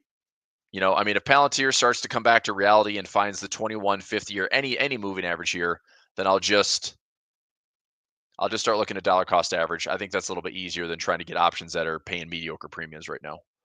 But I will set a line there. All right, let's talk some currencies. So DXY, as I said for the last month or so, don't fight this thing. As we talked about this squeeze and this bear trap in September, don't fight this thing. The dollar is going to be an interesting basket to watch. Look, I personally would not be surprised if the dollar gets a little bit stronger. And when I say little bit, like it could potentially come all the way back up to these 2022 highs. Just be mindful of that. If we get some chop in here, like this is our kind of broadening pattern area where things get a little bit more noisy. But I just think that the dollar right now is a currency and an economy that's pretty darn solid and resilient, right? Like the dollar, the Fed, everything going on in the U.S. economy, it looks better than the Eurozone. It looks better than Japan. It looks better than every major market right now. So the only argument is like, well, the dollar's over, the U.S. market's overvalued. Sure. But it's like the only game in town that's working. If people want returns, it's been U.S. or nothing. So point is, if the dollar continues to be path of least resistance, don't fight the dollar. I could see this either being noise, or I'd still be interested in buying lows, or we break out and we continue to drift higher and this thing runs all the way back up to levels here. And I would say, let's get really excited about this area. If we are offered an opportunity to short the dollar and it's just a beautiful spot, then let's short the heck out of the dollar and make a ton of money in Forex trading. Okay. I can trade UUP if I want to trade stocks and options. I can trade currencies like crazy. But I am not going to fight the dollar now and say, like, this is the top. I'm just not. Like, this to me is more technical. That to me would be much more of a liquidity sweep. And then we end up finding that it's still going to be a multi-year range anyway. So I would not force trades to short the dollar. I would wait to see if this does, in fact, come up to maybe this 109 handle and then reject, or it just stays bullish. So two outlooks. One is this. If the dollar pulls back at all to the same lows, 105.50, okay? If it stays above it, I'm still bullish on the dollar. That's a support level. All right? If it pulls back here for a dead cat bounce and starts to go lower, then yeah, maybe we have this is our shorter term range on the dollar, or a more intermediate range on the dollar. But something tells me that if this just keeps drifting higher and we're in this new momentum phase for 2025, that this dollar index might be getting to 113, 114. It's going to put a lot of pressure on, and look, it's not a good thing, right? If the dollar gets stronger, it's going to hurt multinational trade. It's going to hurt exports. It's going to be you're going to see President Trump probably complain about the dollar. There's going to be more pressure on the Fed to cut more rates. Like, I don't think these are good. So if the dollar gets too strong, it's going to have a lot of consequences. But I don't know. So I just think for that reason, it's like, I don't know where it wants to go. I wouldn't fight it. I wouldn't call the top. I'm not interested in shorting the dollar. I would say what we do get is we get an opportunity at a much better, cleaner technical spot to sell the absolute heck out of this thing and make a lot of money with a lot higher probability with a much cleaner trade. Does that make sense? All right. Anthony, sure. They're disinverted, dude. I mean, if you're looking at the 10-year, 2-year disinverted, the 10-year 3-month disinverted, all it means is that based on the last 40 plus years, it's been a really good undefeated recession indicator that we're on borrowed time.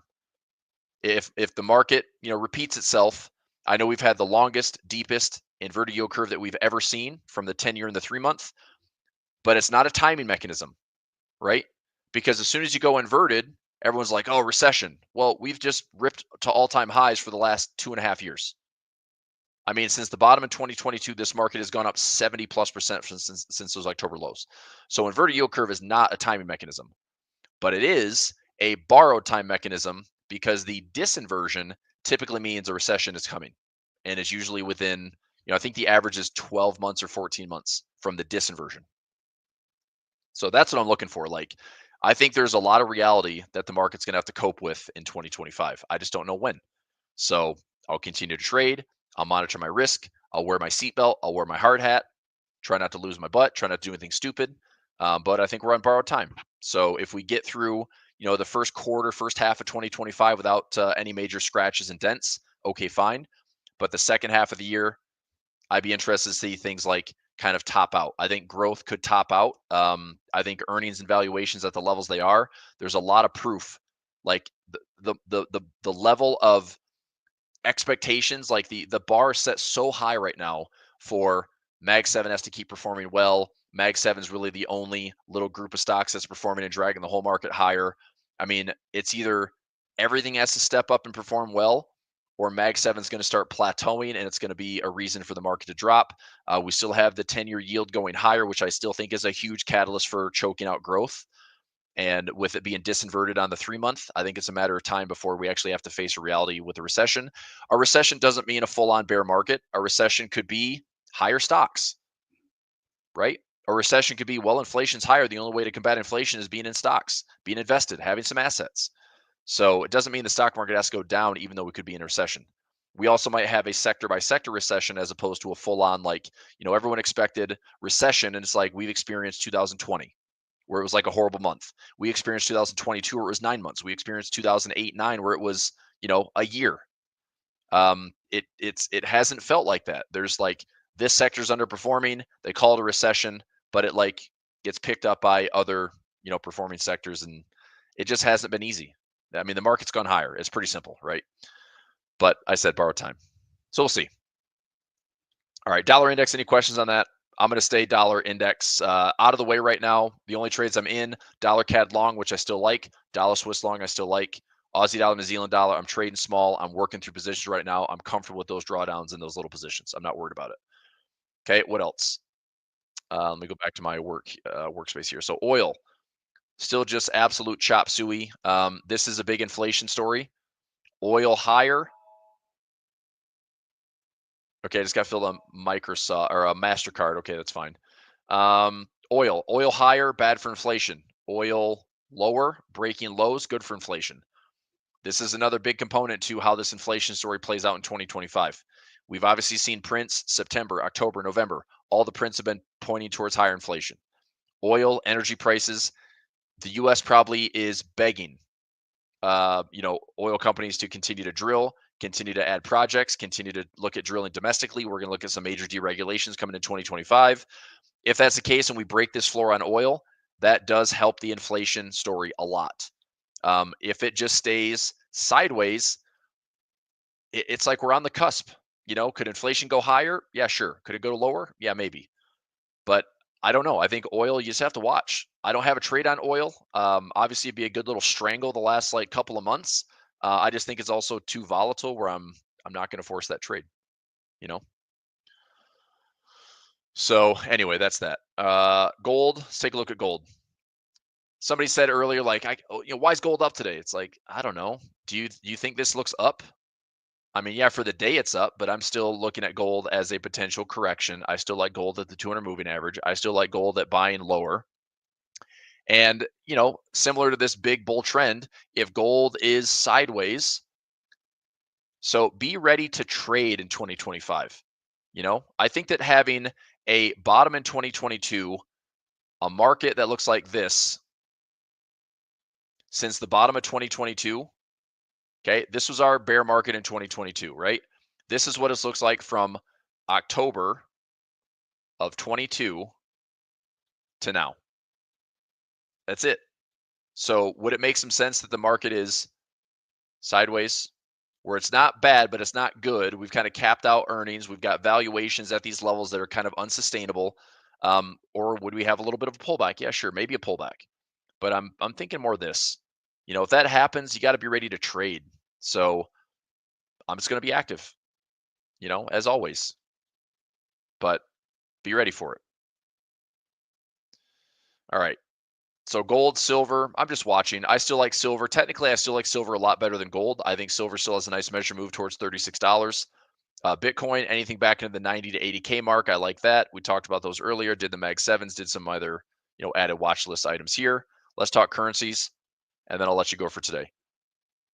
Aussie CAD, I'm just hanging on to this one. I'm just going to see if I get I'm going to add more to this if I get a trend line break. It's not there yet. I'm kind of in my risky zone. It's not a done trade. I mean, this is where I'm kind of stopping myself out.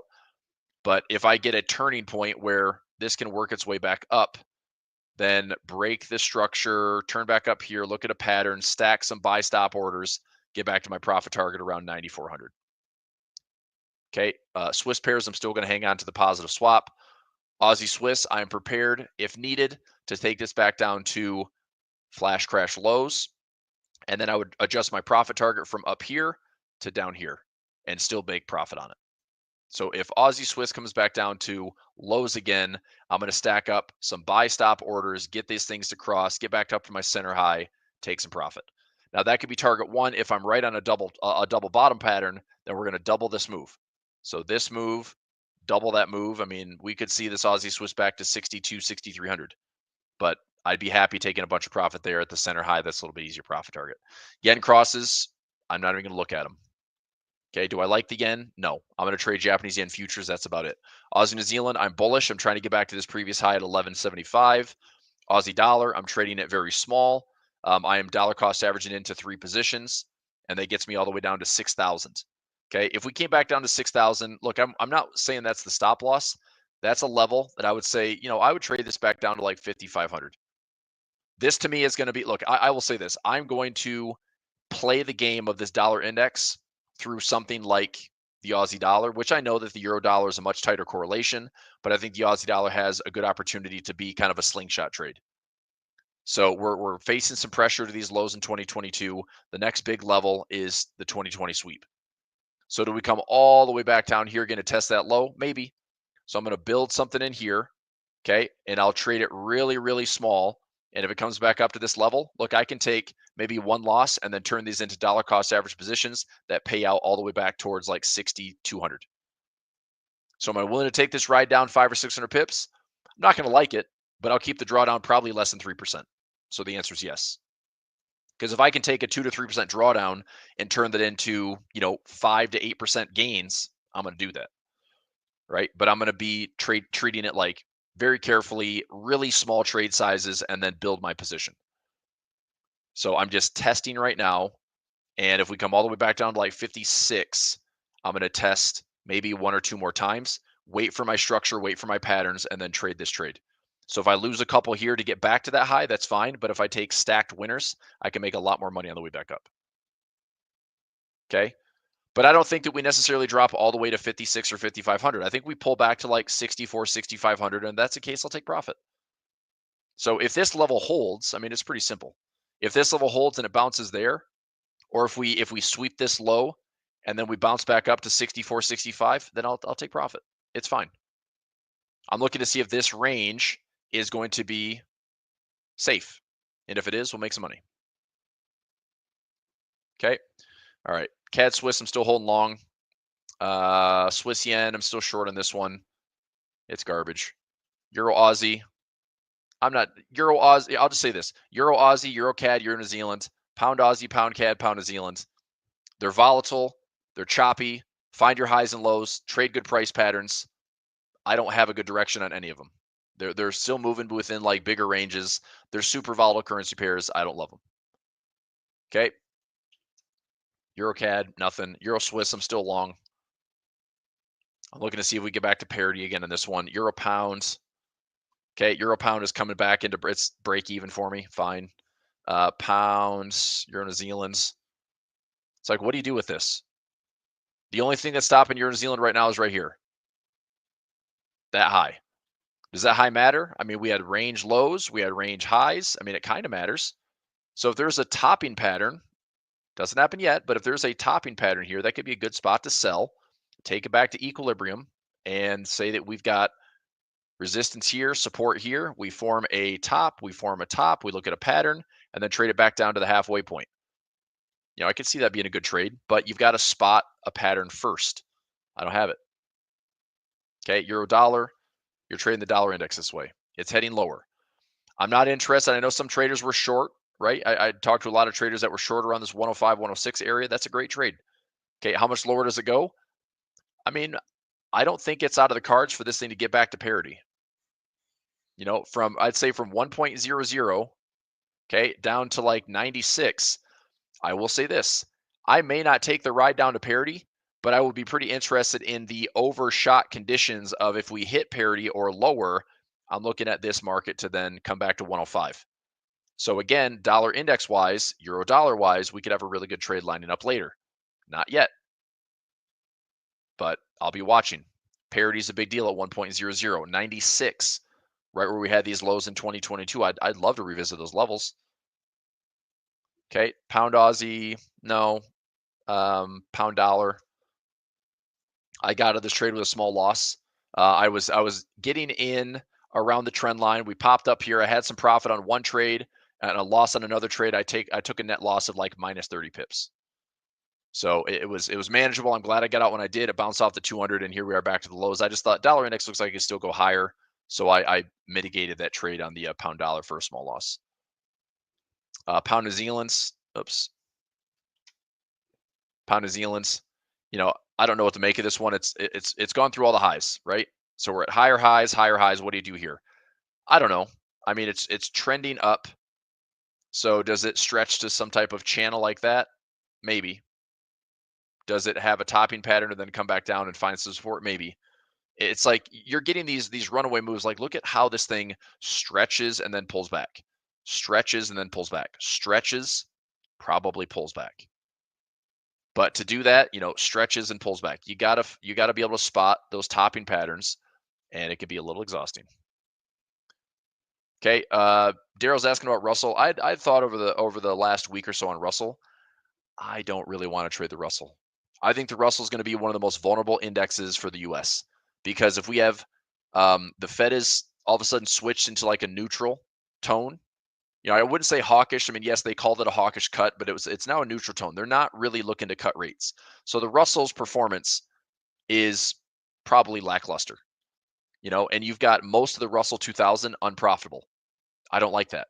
It's like if I put, I'm gonna invest in something that has 2,000 stocks, it's totally diversified in small caps, but you have 70 to 80% of the companies not making money. That's a terrible index. So I'm just not that interested in trading the Russell. I do have some shares. I have them covered at 225. They might get called away. They might not get called away. If they get called away at 225, I own the shares at like 197. If they do get called away, great. If they don't get called away, then I'll just keep lowering my cost basis. My break even's down here. There's some bottoming opportunities right around that 200 EMA, but that's about it. I don't know. I just wouldn't be crazy aggressive. I think 2025 is about quality, resiliency, and just don't get into stuff that's super volatile, potentially super volatile, or without having some protection. So Russell's probably my least favorite. I would say S&P, NASDAQ, Dow, in that order. Russell's number 4. Do I like it for what it represents? Sure, but it's just you've got too many companies that are unprofitable that are in the Russell, and I think it's going to be a hard index, especially if the Fed's not going to be accommodative cutting rates, and especially if borrowing costs are going higher. So, just my thoughts. All right, anything else in the currency land? Let's go New Zealand CAD. Watching this one just like I am Aussie CAD. I think it's just a big range. This is the bigger swing. Here's a pretty easy trade on New Zealand CAD. If you're buying and you're buying and you're buying, it's a range trade, right? You're buying the lows, you're buying the lows, you're buying the lows. This currency pair is one that it barely trends. It usually is just bouncing and bouncing and bouncing. It's easy to trade. Lots of balance, lots of efficiency, lots of pivots, lots of everything. So I like this as just a range trade. I've been waiting for this to turn the corner and see if we can get another chunk higher because it's been making higher lows and higher highs until this one. Okay, it just took out those recent lows. So if this turns quickly, then maybe it's kind of saved. But if it is breaking down, it doesn't mean it's like, oh, I'm just gonna stay in it. I'll stay in the trade, buy this low, buy this low, buy this low, and just dollar cost average into a gain. Okay, New Zealand Swiss, I'm still long. Like I said, I'm willing to take this one down to the flash crash lows from 2024. That's August, and just test, not necessarily say that's the bottom, but just test it.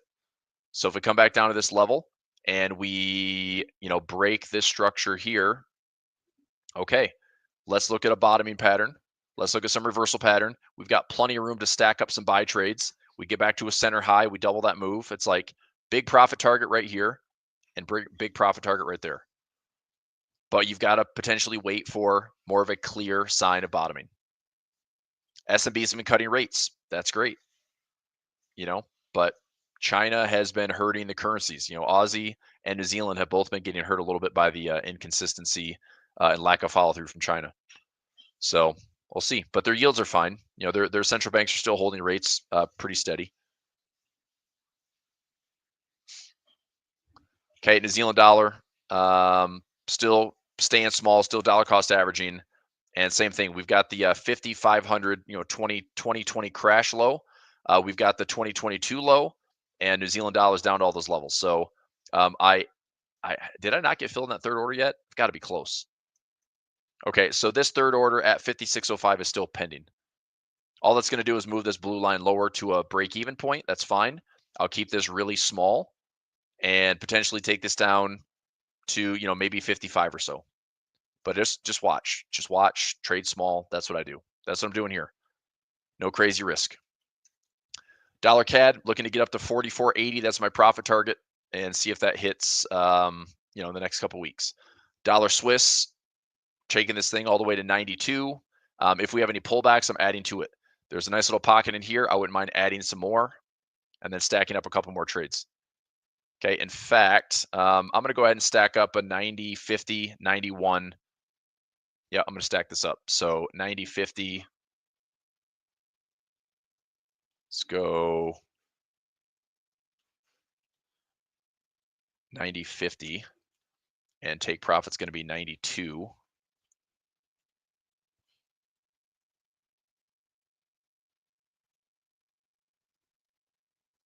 Did it just buy me? Freaking idiot. I meant to do a freaking buy stop order. It doesn't matter. I mean, it's fine. I just got in now. So create new order, buy stop 90.50. There we go. Change the trade size here so it's non-FIFO. Take profit at 92. Now I should have the line there. I'll do another one at 9100. So let's do trade 2603, 9100, and take profit at 9200. Buy stop. Boom. There we go. So I'm stacking up the orders. I'm adding to my winner, and let's see if we go to my 92. So I added a trade in at market, add, build this position up, get this up to maybe 15,000 to 20,000 units. And when it's, net all said and done, should be a nice chunk of profit. And if we get any pullbacks, I'll add a pullbacks too. It's all good.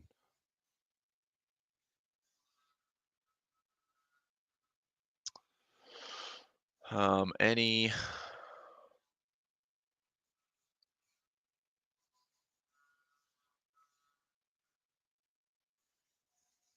okay, so I'm good there, and that should do it. Dollar CAD's good, dollar Swiss good. Somebody asked about dollar yen, last currency pair. Dollar yen's heading higher.